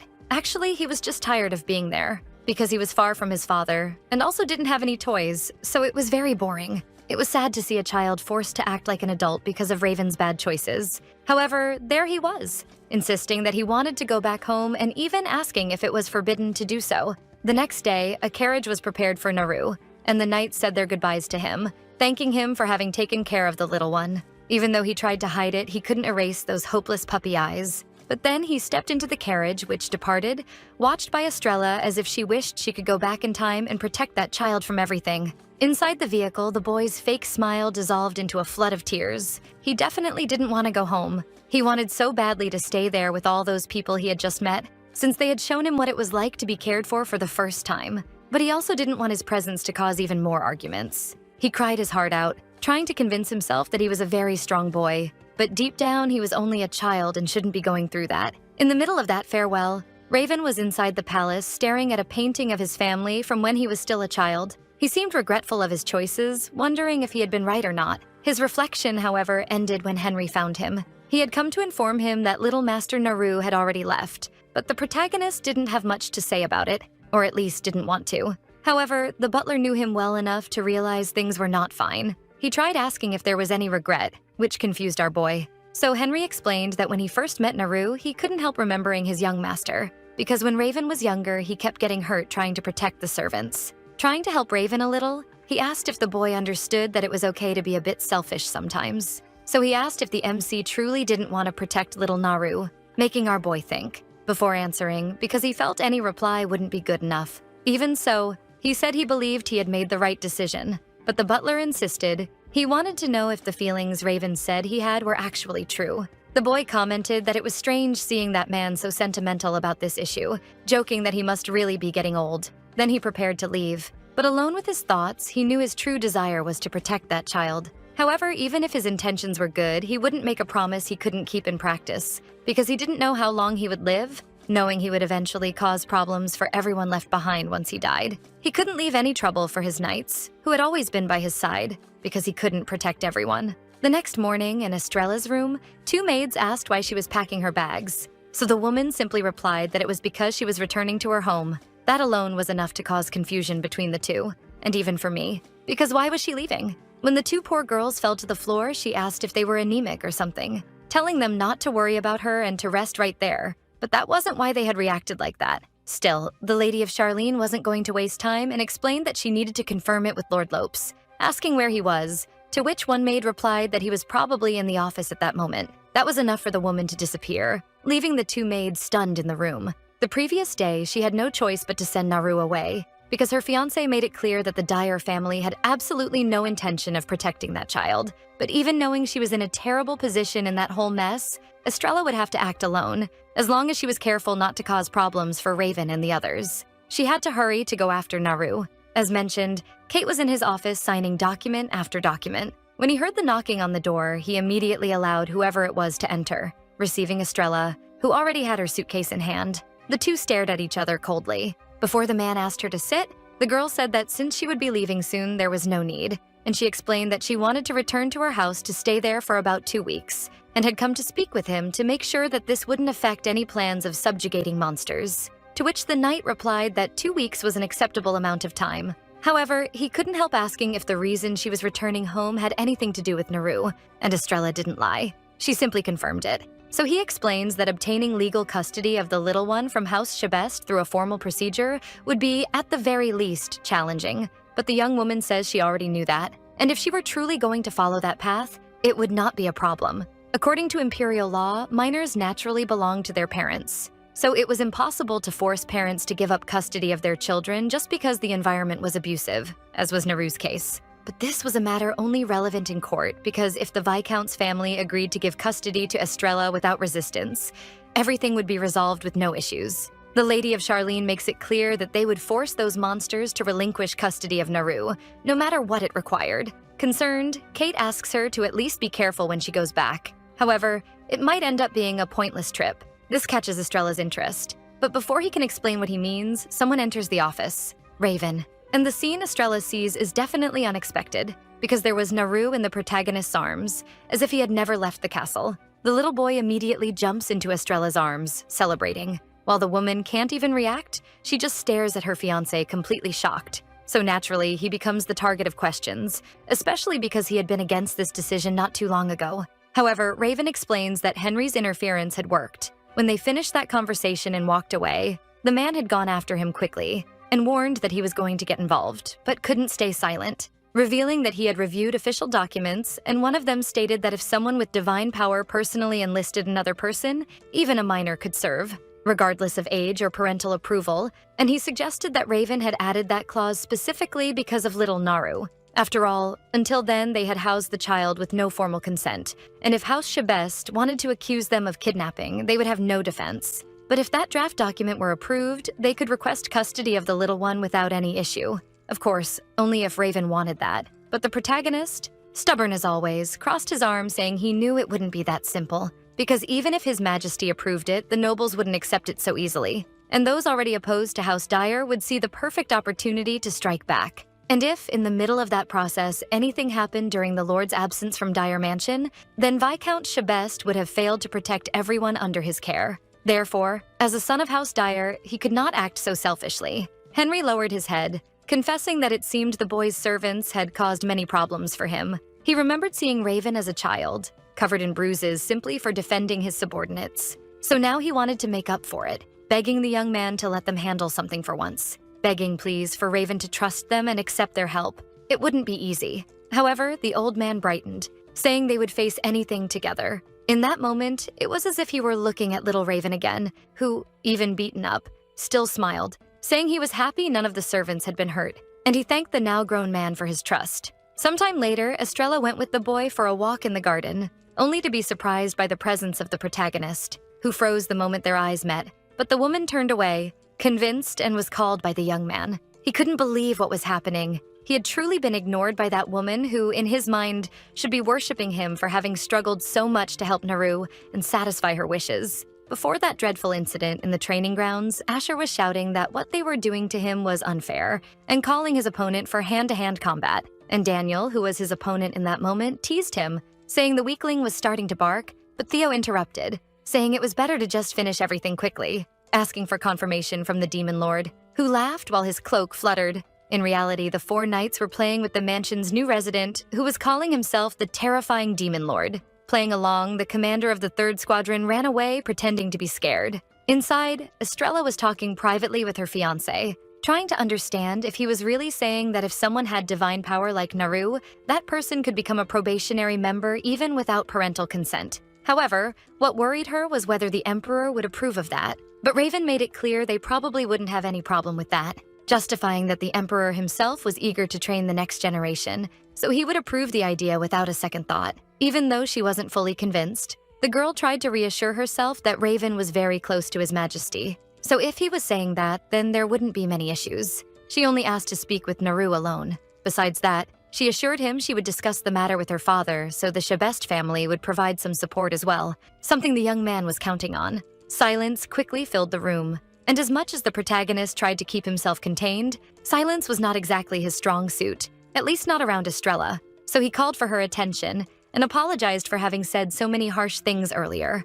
But to her, it made no difference. She truly hadn't been bothered and actually thought his stance was correct. With the conversation finished, she stood up, ready to leave, while Raven quietly watched her every step. Letting out a long sigh after she closed the door, it was as if he were starting to develop a certain fondness for the Lady of Charlene. When she found Naru outside, the boy was excited about everything they had talked about and asked if he could really stay there to become a healer like Estrella and the other relatives. She confirmed it, explaining that he would have to choose only one activity once he became an adult, and until then, he would study as a healer apprentice. The boy thought for a moment before saying very clearly that he really wanted to join that task force, making Estrella even more proud. She patted his head, assuring him that on their next meeting they would discuss it together with Raven. Changing the focus a bit, the two of them looked out at the lake before them. It was a very beautiful sight, and it was strange to think that the place even had an artificial lake, though that was expected from the extravagant Dyer family. That was when she noticed a third presence there, her fiancé, who was staring at them silently. But the girl quickly turned her back, since she didn't have anything to say to him. He was clearly upset. For a moment, she wondered if she should have greeted him as well. However, that thought immediately vanished, because Raven himself had said he wanted to maintain a contractual relationship, whatever that meant. So staying distant from him was the best choice she could make, at least for now. Days later, in one of the city's taverns, people were laughing nonstop.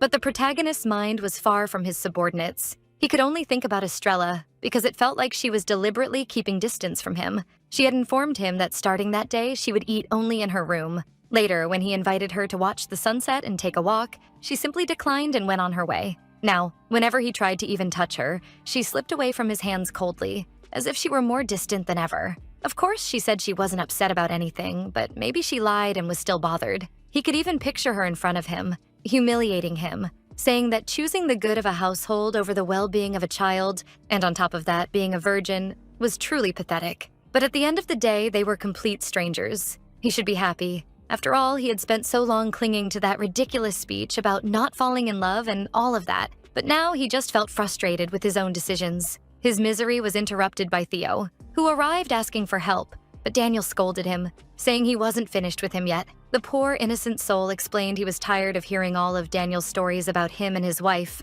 but the second squadron commander teased him, telling him not to be so shy, and insinuated that the captain would love to hear them too. But of course, that wasn't the case at all. Before either of them could speak again, Daniel started ranting about how his wife was born in winter, so she was as pale as snow and had rosy cheeks, tiny lips like a princess from a fairy tale. But the main point of his story was that yesterday, when he arrived home, she had prepared all his favorite dishes. He spent 30 minutes describing whatever atrocity he did with his wife, only to end it by saying that afterwards she got super clingy and fell asleep like a little bunny. But he still had much more to say. He kept talking for another hour to those two poor souls who had lent him their ears. By that point, he was describing his wife's blood circulation and how he warmed her up with his body. Daniel had already fallen asleep in the middle of all that nonsense. But Raven, surprisingly, was listening and wanted to know more about those circulation problems. He asked if by any chance she also had cold hands and feet, which Daniel confirmed. That was enough to make the protagonist thoughtful. Clearly, something was going on.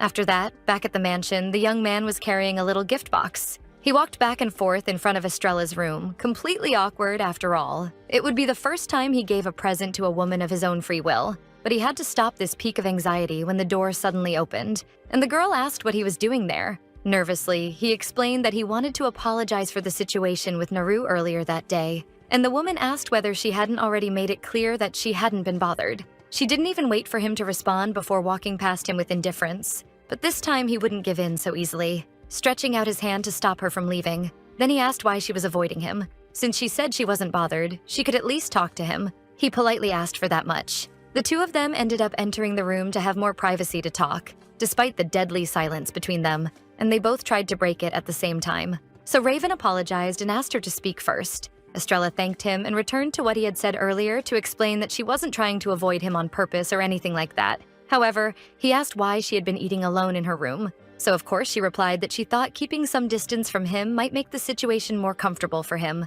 After all, as the protagonist himself had said, the two of them were not going to become a real family, since that was only a contractual and temporary relationship. Even though that was true, her words hurt him far more than he expected. Still, he gathered strength to say that even though he had no right to say this, since he was the one who pushed her away first. When Estrella told him he was just some random stranger, he felt lonely, because until that moment he hadn't fully understood what that meant, what it would be like, how it would feel to be rejected. So if he had hurt her, even a little, he genuinely wanted to apologize. However, if it hadn't bothered her, he was also glad that Estrella had been honest with him. It was all so confusing. The Lady of Charlene didn't understand why this man was always so sensitive to other people's pain. She understood that he had said many things to push her away for the sake of the Dyer family, and that's why she tried not to be bothered. But if he kept picking up the pain she was trying to throw away, she would end up realizing that deep down she actually had been hurt, if only a little. Before she could say anything else, the young man explained that he had something to tell her, aside from all that, and said he didn't think he had the right to say this either, but before he could continue, Estrella asked whether he didn't think she was a terrible person anyway, shocking the protagonist. However, she went on, saying that saying something like that was simply unfair, definitely not the reaction he was expecting. Even so, he moved closer to her face, touching her gently. But Raven wasn't offended or shaken by her words. Actually, he was mesmerized by a smile he had never seen appear on Estrella's face before. When he realized what he was doing, he immediately became embarrassed, pulling his hand back and apologizing. He was redder than a ripe tomato, wondering over and over why he had done that. Looking away, the girl confessed that she was still a little angry with him, because he had hurt her with his harsh words, and by the way, he always managed to come out on top in situations. But what shocked her the most at that moment was how easily he had said he felt lonely, because that wasn't fair. That one stung. But mainly, what upset her was how easily she had let herself become dependent on the protagonist. Even knowing that his devotion was to the Dyer family above anything else, he always supported the house more than anyone else would, and that hadn't changed. That's why in this life, Estrella wanted to be the one responsible for protecting what mattered most to him. Still, she didn't want them to just pretend nothing had happened. After all, she preferred to continue their relationship without that strange tension between them. So she wanted to propose an agreement to get rid of this conflict once and for all. In my opinion, she was being very mature. And he accepted immediately, like a little puppy. And that didn't go unnoticed by the Lady of Charlene, who had to ask him to let go of her hand, leaving him even more flustered. That kind of attitude was not normal at all, and she couldn't help but notice that the young man seemed bothered by something else, which only made the poor guy even more nervous while Estrella stared at him, afraid he might have a heart attack or something from how tense he looked. Finally, with the little courage and dignity he had left, Raven handed her the little box he had been holding outside, explaining that it was a present for her. When she opened it, she was a bit confused, but the young man explained that it was a cream that warmed the skin when applied, helped with cold hands and feet too, probably. He couldn't even look Estrella in the eye while explaining that he thought it might be useful for her, since he knew staying cold wasn't good for anyone's health. Flashes of when the two of them went out together and he let go of her hand because it was too cold appeared in Estrella's mind. There was no way that man, who is basically an anti-romance idiot, had remembered that, but she couldn't help letting out a small laugh before thanking him, assuring him that it would definitely be useful for her. Seeing Estrella so disarmed ended up disarming our boy too. The next morning, he was waiting in the dining hall, staring at the door like a puppy full of hope, waiting for its owner to return home. He tried to accept the situation, reminding himself that although they had agreed to put their whole argument behind them, Estrella never said she would go back to eating with him. However, when he was just about to lose all hope, the girl walked in, apologizing for being late, explaining that Naru had decided to sleep a little longer so he wouldn't be joining them, but that didn't matter. Raven looked much happier just seeing her there. He even made sure to say he would ask the maids to take the boy's breakfast to his room when he woke up. With that settled, they started discussing their upcoming engagement party. So Raven asked if they were really holding it a month from now, as originally planned, because if she had no objections, he would take care of the invitations. And the girl agreed. He also told her he would need to make a trip to the capital that week, but he was planning to stop by the city to take care of a few things. Estrella didn't know why he was sharing so much with her. After all, that wasn't normal at all. She only understood when he asked if she would like to go with him, which made the Lady of Charlene smile genuinely. She agreed without even thinking twice, saying they could leave the very next day if he wanted, and that made Raven extremely satisfied. Meanwhile, in another mansion, the red-haired girl who had appeared at the beginning of the story, bragging to her friends that she had captured Raven's heart and would use him for all his wealth, was reading a very important paper. A letter that filled her with such rage that she crushed it in her hands, even scaring her maid when she took out her anger by smashing one of her vases. It was the invitation to Raven's engagement party. She couldn't believe he had truly rejected her to get engaged to that terrible woman. Was he insane? Was he expecting her to simply let things be and allow that atrocity to happen? I mean, those two couldn't stay together. A maid, who looked more like a prisoner than an employee, said she had a good idea. Since the princess would be returning to the capital after a long time away, perhaps it would be nice to host a little tea party to welcome her. And the maid agreed that, given how gentle the woman was, the princess would be very happy. Then she ordered the two of them to prepare the hall quickly. But first, they needed to hurry and clean the mess she herself had made. The imperial capital was enormous. With the engagement invitation sent directly from House Dyer, the entire city was buzzing with rumors about Raven and Estrella. It was almost unbelievable that this engagement was actually happening. But now, with the official announcement, the young noblewomen, who had been convinced the engagement would fall apart, were completely shocked, devastated, as if any of them ever had a chance with the protagonist. They screamed in despair at the idea of Raven becoming someone else's possession, which was strange, treating the poor guy like a designer handbag rather than a human being. Meanwhile, at House Dyer, the young man was meeting with his knights to explain that while he was in the capital announcing his engagement, their activities would be suspended. So until he returned, they could do whatever they wanted with their free time, which surprised Daniel and Theo and even gave them hope. They couldn't believe they were actually getting time off. However, Raven quickly ruined Daniel's excitement by saying he would need him to handle the escort, apologizing for dragging the guys along as his guards. But he made it clear that as soon as they returned from the capital, he planned to give the poor men a break. But either way, he was counting on them. That was enough to make them excited again about the idea of traveling to the capital. The only one not happy with any of this was Kate, serious as always. A few days later, on the morning of their departure, Henry asked them to take care and made it clear he would join them as soon as he finished adjusting the final details of the castle. Then Raven gently extended his hand to his fiancée, who took it without hesitation. Their relationship had greatly improved since that honest conversation. Naru had joined the trip as well and looked very excited to be going out. So the lady of Charlene asked if he was excited to go to the capital, something the boy confirmed. He explained that going out with anyone already made him happy, so he was very glad. And to make him even more radiant, the prince mentioned they would stop in some other cities along the way and asked if he would like to explore a bit. And of course the answer was yes. Throughout the trip, Kate escorted the carriage from the outside. They passed through many places. Theo, who was also assigned to guard duty, kept Naru entertained with a ring toss toy. They also managed to win a stuffed bear for the boy, and they ate a lot, even though Kate kept his usual grumpy face. At the end of the day, they resumed their trip inside the carriage when Estrella leaned a little closer to the prince. She was tired, so she rested her head on his shoulder unintentionally. Before Raven could say anything, Naru signaled him to be quiet so his new mother could sleep. When they finally arrived at the imperial capital, they settled into the Dyer family's residence there. It was an impressive mansion, and it definitely hadn't been cheap.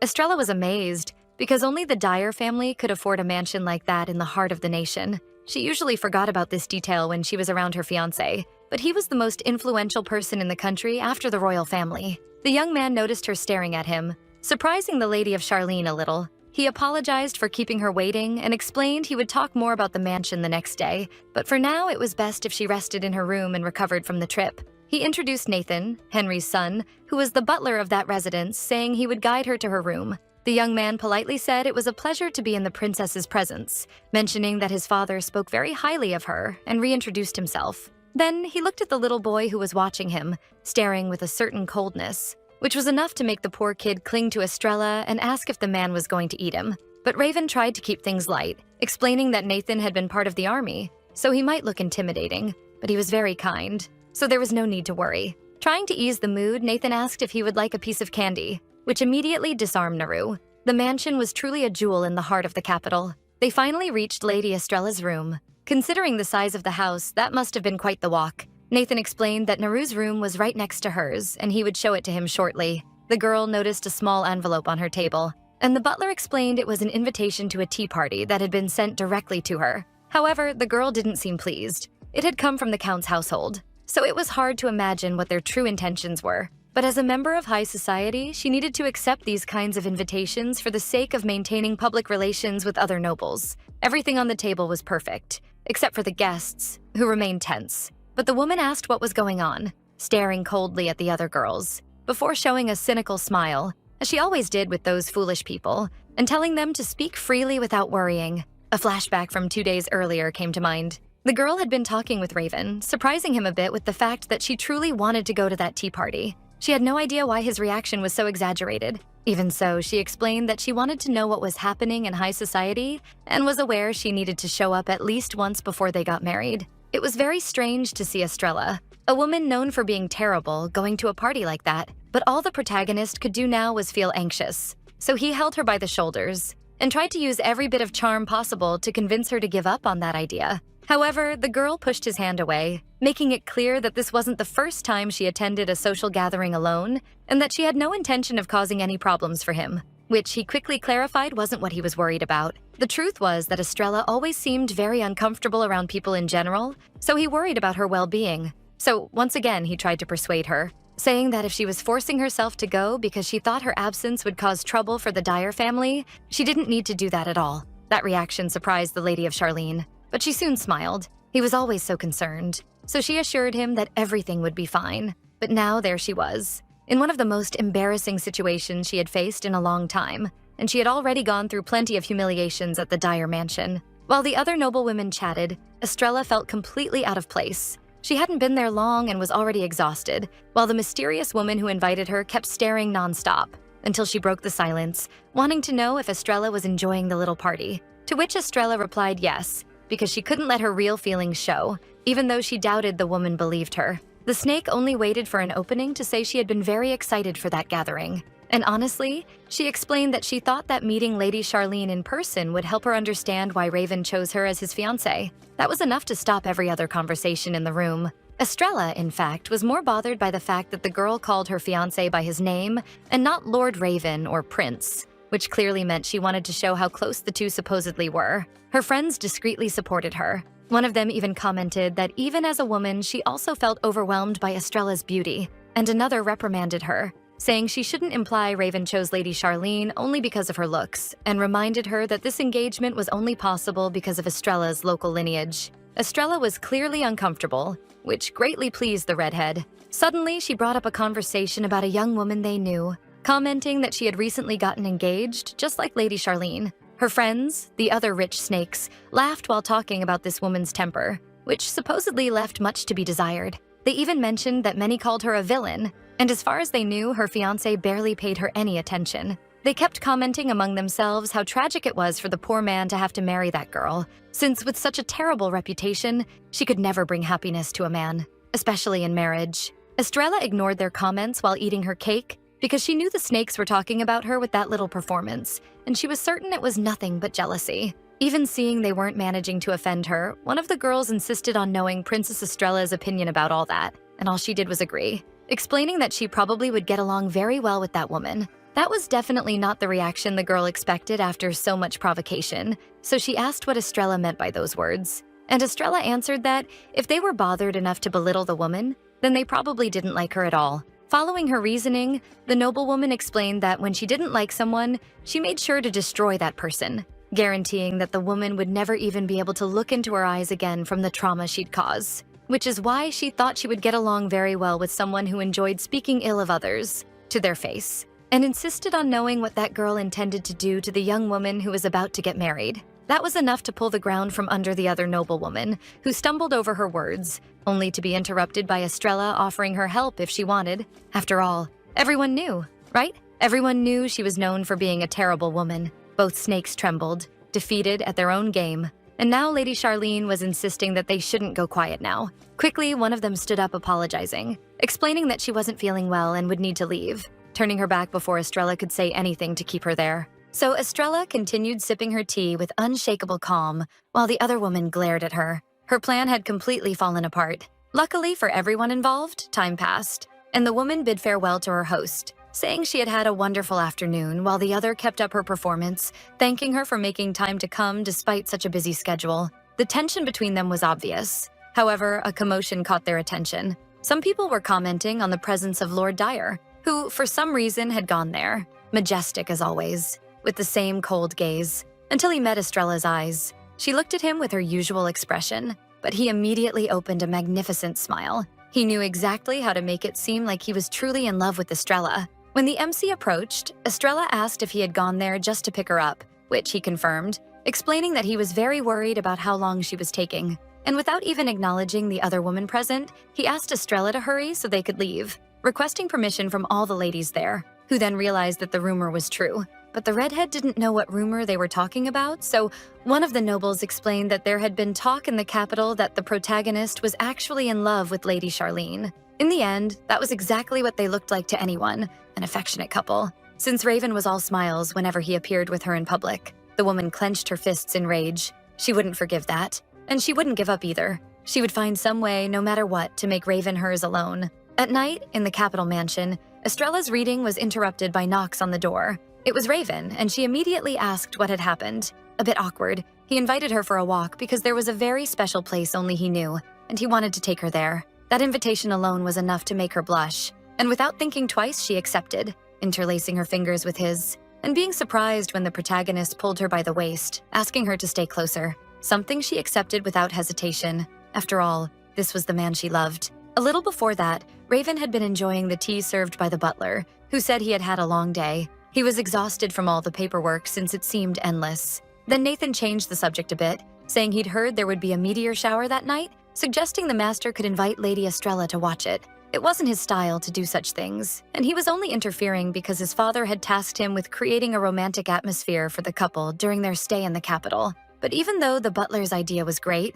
the protagonist suggested bringing Naru along too, to which Nathan quickly responded that waking a child so late might not be ideal, which made Raven give up on the idea. Still, what worried him most was the fact that Estrella had attended the tea party earlier. She was probably tired. Maybe she was even asleep by now. Even so, he tried approaching her, knocking on her door to ask if she was awake. When she replied yes, she immediately asked what he wanted. So he explained that there would be a meteor shower that night, and if she wasn't too tired, he wanted to take her for a walk, including the fact that there was a special place in the palace only he knew, and now she could see it too.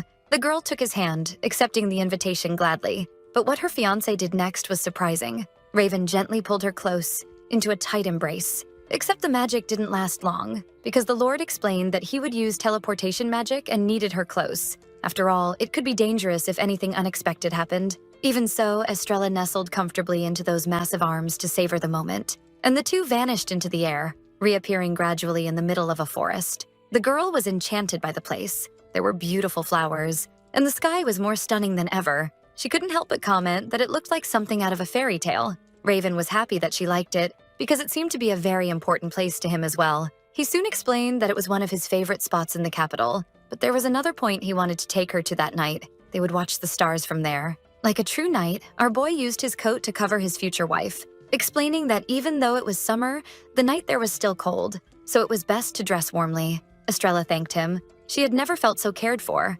especially by Raven. He took advantage of being alone with her to ask how the tea party had gone earlier, since she looked exhausted when he went to pick her up, something she couldn't even hide. So she decided to be honest, telling him everything that had happened, ending her story as if it were something normal. But it made Raven laugh until his stomach hurt, especially because she called herself a terrible woman, right to their faces. Lady Charlene didn't know if he was teasing her or not, so she asked if she had done something wrong, confessing she wasn't very good at mixing with nobles. The MC understood that perfectly. He also hated that indirect way nobles talked, which surprised her. Honestly, she thought someone like him would hate the way she handled those situations, but he didn't understand what she meant. To him, it was a great way to handle things. Maybe it was the first time he had praised Estrella so directly. And because he was the type to follow through with his convictions, he added that the other women had started the attacks to begin with, so she was just defending herself. And just to be clear, he explained that he liked strong women very much, the way Estrella was. The girl had no words to respond to that.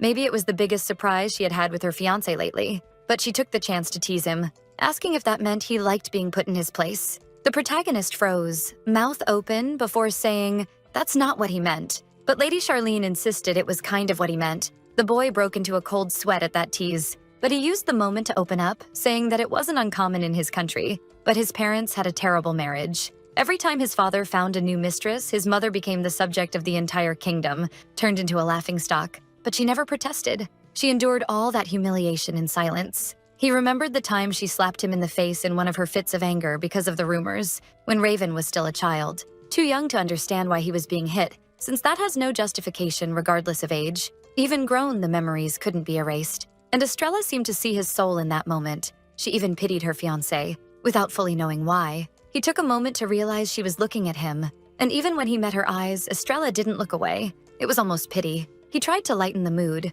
clearing his throat and saying that what he meant was simply that he preferred strong women or even villains like her. That was enough to make Estrella let out a dry laugh, asking if he had any idea how calling someone a villain wasn't exactly affectionate. Still, she knew he was opening up, so she told him not to worry. After all, she was strong.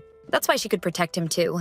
and Raven smiled genuinely this time. He couldn't believe that this woman, whom everyone thought was despicable and who supposedly didn't even like him, was trying to comfort him. Different from other times, he simply accepted that comfort, saying he would remember it. The forest truly was beautiful, and they finally reached the spot he wanted to show her. Estrella's eyes sparkled at the sight. The perfect meteor shower reflected on the lake before them. They were so mesmerized by the sky that they barely noticed their hands brushing. Both jumped slightly, staring at each other as if sharing a secret. Maybe it was just the moonlight, but even though he had looked into Estrella's eyes many times before, tonight they seemed dazzling, like they could put him in a trance. Sometime later, in the Imperial Palace inside the audience chamber, someone commented that the Duke Dyer's son never stopped impressing. The king thought it was crazy that he had taken in a child from House Shabest. As for the petition to allow young knights to enlist without parental permission, the king admitted he was inclined to approve it for his own military interests. However, the nobles who opposed it would be furious, so he asked if that wouldn't be a problem for the duke, who needed to agree. However, if Naru was capable, there would be no problem at all. Everything the Lord was doing was simply supporting his son's wishes. It was impressive to see that His Majesty still trusted Raven so much. He lamented that the two of them didn't maintain a closer relationship because it could have avoided all the tension between them. Defeated, the king decided to agree, and he asked that Raven be informed he should present himself at the castle as soon as possible. Meanwhile, in the Dyer family mansion in the capital, Estrella wore a scowl deep enough to give her all the possible wrinkles at such a young age. She was facing a horrible problem, which was, at this point, she might accidentally swallow Raven whole with her own teeth. Because ever since the incident with Naru, the boy's attitude toward her had changed completely, for the better. Even the day before, when they were looking at each other as if they were truly a couple in love under the meteor shower. Her frustration was so intense that Estrella slammed her head against the table, alarming her maids who asked what was happening. There was definitely something wrong, because she looked like a crying corpse for no reason. The truth was that she was scared, because if her fiancé discovered that she truly liked him, her whole plan would go down the drain. 6 months earlier, in the house of Lady Charlene, when she regained the memories of her past life, she couldn't even think about marriage, much less meeting Raven again. Because if he really remembered nothing from their past life, even if he was the same soul, she would be meeting a completely different person. But even knowing that, the girl couldn't stop being curious. And the more she learned about him, the more she learned about the Protectors, discovering that they had extremely short lives. She found a list of several Protectors, like Raven, who died fighting monsters. And the one who lived the longest still died at 40. It was horribly unfair. Estrella never wanted to see her fiancé sacrifice himself for anyone ever again. That was why she chose to stand at his side. At least, if their enemies were only monsters, she could protect him with her power, and maybe he could live as long as a normal person. However, noble women were expected to be delicate and subtle. If they were even forbidden from riding horses, imagine fighting with swords. So participating in monster hunts was out of the question. She pestered her father to let her join, but he didn't give in, so she started coming up with excuses to participate. Then, by pure luck, a marriage proposal from Raven landed in her hands. The news sounded like music. The Emperor had suggested a betrothal with the Dyer heir. Her father was already preparing to refuse, but the girl said, loud and clear, that she would marry him. He took a while to process that. How could his daughter want to marry of her own free will? He reminded Estrella that she once said she would rather bring down an entire empire for her selfish choices than marry a man, but she had forgotten that completely. So, unless she wanted the empire destroyed, accepting the proposal was the best choice. She was sure that Raven, being a man who valued loyalty and honored his comrades, would appreciate her power. So she wasn't too worried about negotiating the contract marriage. The real issue was what would happen after the contract. Her original plan was to win his heart during the contract period and extend it permanently.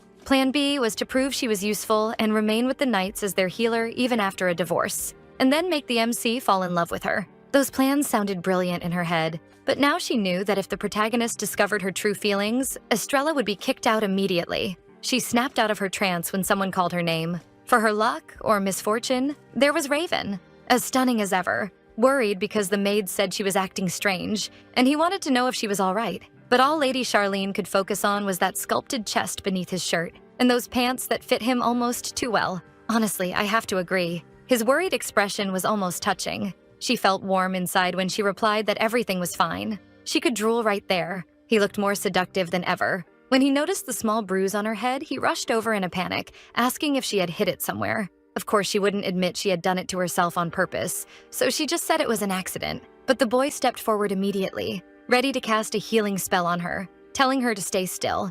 And so Lady Charlene did as he asked. It was difficult for her to be so close to something she wanted so badly and not be able to enjoy it properly. So she blurted out that if she ever went completely crazy, it would be all Raven's fault, prompting him to ask what he had done. Laughing, she said it was a very unfair accusation. His smile was beautiful. He was beautiful, actually. And denying that would be unfair to anyone. Since her past life, one of her biggest goals was to preserve that joy he had. And now it was no different. That was why, in this life, all she wanted was for Raven to be happy. And for that, she was willing to sacrifice her own feelings. Kate, who was passing by, ended up overhearing their conversation. There was something different in the air. Love, maybe? Because it was like watching a drama. They were practically surrounded by hearts. It was hard for him to believe it. Later, when they were alone, he mentioned that he had seen the couple talking earlier, interrupting Raven's tea. Maybe he was referring to when the girl hit her forehead. But then came the question everyone wanted to ask. Raven, do you like that woman?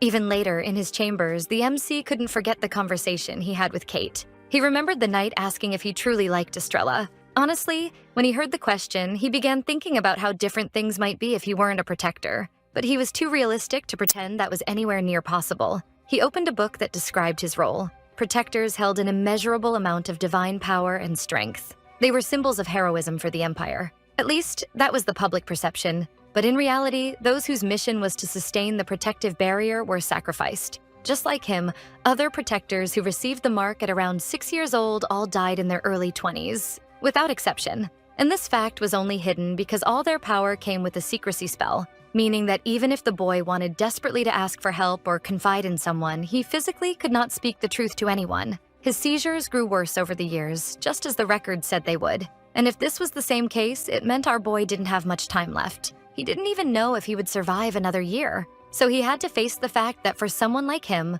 falling in love wasn't really an option, no matter how sad that was. In the mansion's massive library, Naru wondered what he should read next. He proudly showed the book he chose to Estrella. The title was The Adventures of the Holy Maiden and the Guardian Knight. Estrella was excited that he liked adventure stories, and she offered to read it to him on one of the sofas there. But before they could begin, someone found them. Their favorite prince, smiling from ear to ear, holding a folder. He walked in at the perfect moment, because he wanted to show that his request had finally been approved. He told Naru that becoming a knight apprentice would be difficult, but he was counting on him, ruffling his hair. However, the boy suddenly began trembling, and then tears streamed down his face. It completely threw Raven off, and he asked what was wrong, and if he no longer wanted to be a knight apprentice. But that wasn't it. The problem was that for the first time since they met, Raven had called him by his name. That left Raven confused, and little Naru explained that it was the first time he had heard him call him by his actual name, and he was very happy. Thinking about it more deeply, maybe Raven had been keeping distance from him,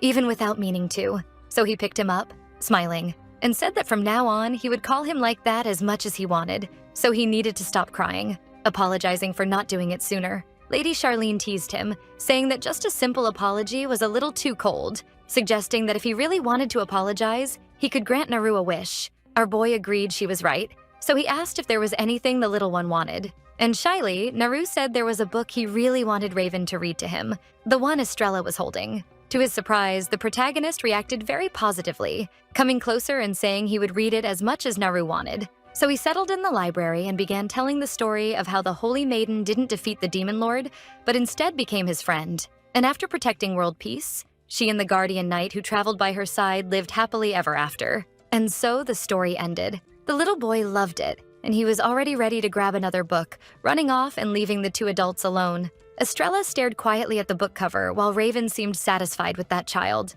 Without meaning to, she ended up commenting that in truth, they didn't get married. Luckily, Raven didn't hear it and asked if she had said something. So Lady Charlene managed to change the subject. He was worried and wanted to know why she seemed so dissatisfied in that moment, but all she said was that it wasn't that. She only thought the story could have been a bit more realistic, since the maiden was a beautiful, intelligent, noble woman, while the guardian was just some idiot. Even though the boy wanted to understand her point, he made it clear that she shouldn't say that in front of Naru, because she was speaking as if they knew those people. Estrella thought hard before saying it, that she had known them actually. In that moment, memories of her past life came back, where her beloved called her the Holy Maiden. Back then, Estrella had white hair, but the same appearance and the same deep eyes. The boy, who was Raven, called her out on a date that day, and for the first time, she said out loud to her fiancé that those characters were actually their past lives. surprising him by saying that the two of them had already met before, because in their past lives, they were the magnificent saint and the blessed knight. But of course, she didn't say any of that. She knew that even if she told the truth, she'd face two scenarios. First, Raven would mock her because of this whole reincarnation talk. Second, the protagonist would give a little laugh and ask what was wrong with her, if she had a fever or something. She could never tell the truth, and she was so deep in thought that the Lord had to ask why she suddenly went quiet. So she avoided it, saying it was nothing, just that she had watched a play about that before. So she decided to tease him, making him sigh in disapproval. But that reminded him of a famous theater troupe in the capital that was performing an opera about the magnificent saint and the guardian knight, and the shows would start the next day. Thinking about that, he suggested that the three of them go together with Naru the following week. And the timing of this event left her a little lost, since there was something even more exciting happening that day. But she accepted anyway. It was a great idea. However, she reminded him it would be a special occasion, so she suggested they go as a celebration of Raven's birthday, which was approaching, even though he didn't want it to. Remembering that made the boy lower his head. After all, his death was only getting closer, even if he didn't know that his fiancée knew that too. Before he explained that he already had something planned for that day, so there wasn't much to do about it. He even apologized for ruining her plans, but suggested they watch the opera on the last day of the performance, since they would be leaving soon and he heard that the final show would be special. Estrella agreed. It sounded good. The two were interrupted by one of the servants. Nathan explained that a delivery had just arrived for Raven. That was unusual, since he normally didn't receive much there. Several large crates had arrived, cluttering the hall, and the boy immediately became embarrassed. It seemed a bit excessive for a gift, so he asked Kate who had sent it. Then Kate revealed it had come from someone called Dearest Precious. At least that's what was written on the note. That alone put a scowl on Estrella's face. Raven tried to soften it, explaining that it definitely wasn't what she was imagining, because the little precious one in question was actually His Majesty, complaining to Kate, since he was sure the man knew perfectly well and could have spared them this ordeal. But the knight didn't care at all. It was exactly the king's style, sending something with that sender name just to annoy the MC, as always. However, one of the crates caught the boy's attention even more. His eyes sparkled like a real child's, something Estrella couldn't ignore, since it was unusual to see him like that. And then, holding a box with wine from the southeastern region, he asked if she liked wine, because apparently he loved it. As night fell, he decided to share the drink over a lovely dinner. He looked very pleased with everything. Curious, Estrella asked if he liked drinking alcohol like that, and if he often drank alone. He answered that he preferred drinking with others, so normally he did it with his group of friends. Returning the question to Estrella, who only said she didn't dislike alcohol. In truth, in her past life, she drank quite often, but now she limited herself to a sip or two at parties just to pass the time.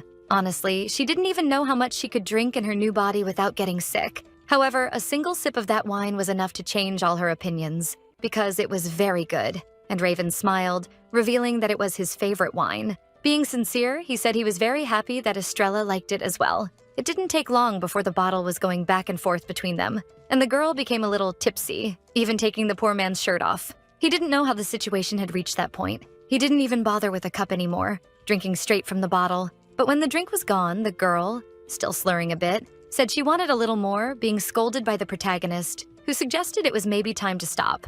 Then she stared at him, unreadable. What she was seeing was almost a glimpse of paradise. His amazing abs on full display. Seriously, who could look away from that for even a second? It was absurd.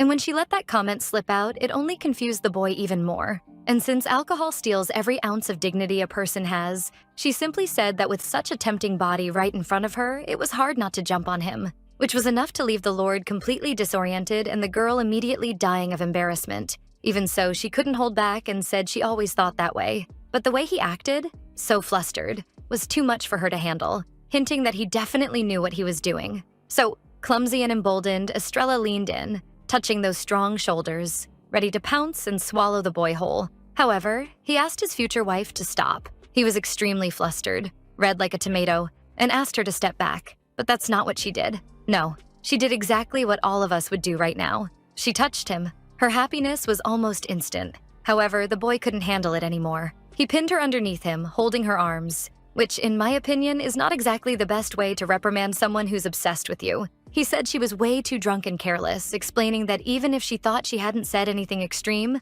someone else could misinterpret things and attack her out of nowhere. To the MC, that was something she needed to understand once and for all. But our girl reads romance novels religiously, So this was basically a dream coming true, honestly. And as if the situation couldn't get any more embarrassing, she explained that she only acted like this with him. At that moment, the protagonist's heart was beating like an alarm, warning him not to go any further. Except, that new expression on Estrella's face told him everything he needed to know. So, trying to take advantage of the situation, maybe, Raven asked, clearly and directly if she liked him, which triggered a warning inside Estrella, even in her drunken state. But she couldn't hide it anymore, so she decided to tell the truth. Yes, I like you. Which, in my opinion, she would regret deeply. During all that time, Estrella carried only one regret, one choice that would haunt her forever. In her past life, Raven did not give up on her easily. He repeatedly said he loved her no matter what, calling her his dear saint. However, the woman always acted indifferent, no matter how humiliating it was for her. He would always insist,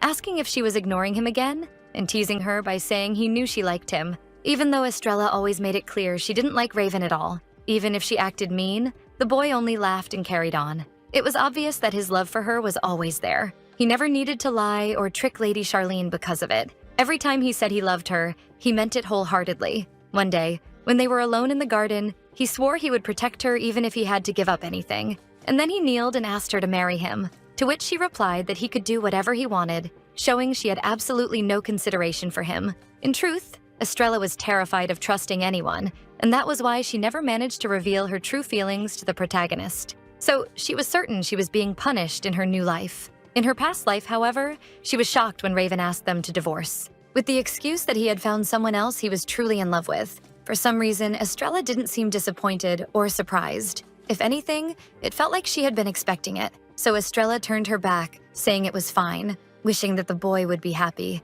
and leaving Raven there, stunned, which makes me think he might not have found anyone at all, but was instead testing the waters to see his wife's reaction. Now, Lady Charlene was condemned to live with that unforgettable regret, a regret that tormented her even now. When the news spread, one of Raven's knights began yelling at the woman, telling her to stop saying such lies, because every time their commander opened his mouth, it was to talk about her. So he refused to believe Raven had fallen in love with someone else. When asked why she hadn't stopped him, Estrella was confused, saying she didn't understand what they meant. But the truth about the MC's fate was much darker, because Raven had died solely to protect her. In order to raise the barrier that repelled all monsters across the continent, a sacrifice was required, and the boy chose to give up his own life in her place, which finally shocked her. Raven's funeral was one of the saddest scenes of Estrella's life, and even then his knights blamed her, saying she knew very well what they had been talking about, how their master loved her, and only her. That was the moment the truth finally hit her.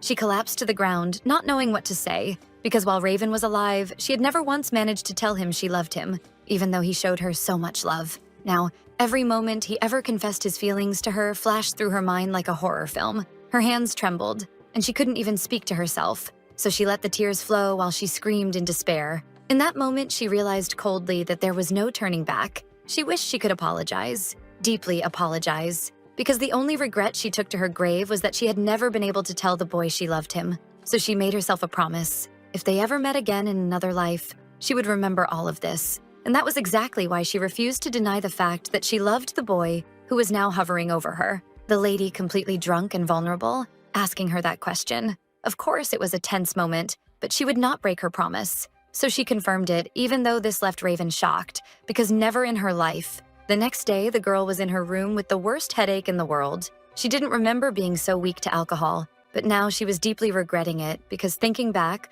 although she couldn't deny she loved him, she definitely could have said something better to dodge the question. Now all she had left was regret, and the image of Raven completely stunned above her. But she was an adult after all, so she stood up, determined to talk to him properly. Before she could reach the prince's office, she was stopped by Theo, who, along with Asher, had been looking for her. They'd heard she had drunk a bit too much the previous day, so they brought her some hangover medicine, something she appreciated. Those knights were always very caring toward the people who mattered to their commander. Noticing there were more cups on the tray, the girl asked if those were for Raven, and the knight confirmed it. Then, a little shy, she asked if she could take his portion to him personally, alone. Asher could tell something was off. Maybe they had fought, so he agreed, and assured her he wouldn't let the other knights interrupt the two of them in the room. Then he dragged Theo away by the collar, leaving him calling after Estrella like a little child. When she finally arrived at the protagonist's chambers, the woman announced herself and asked if she could come in. It sounded almost like a surprise to Raven, and for a moment Estrella thought he might not even let her see him after what happened the previous day,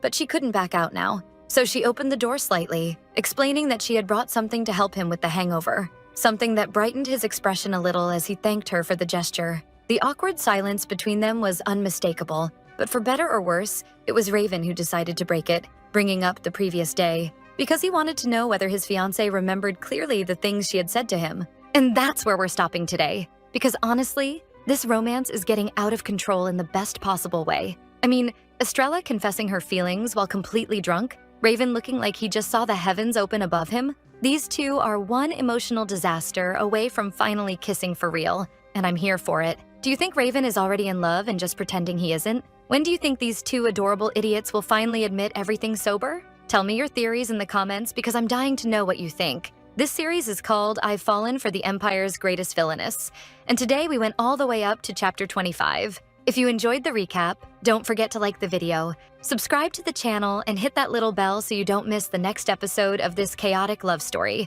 Kisses and see you next time.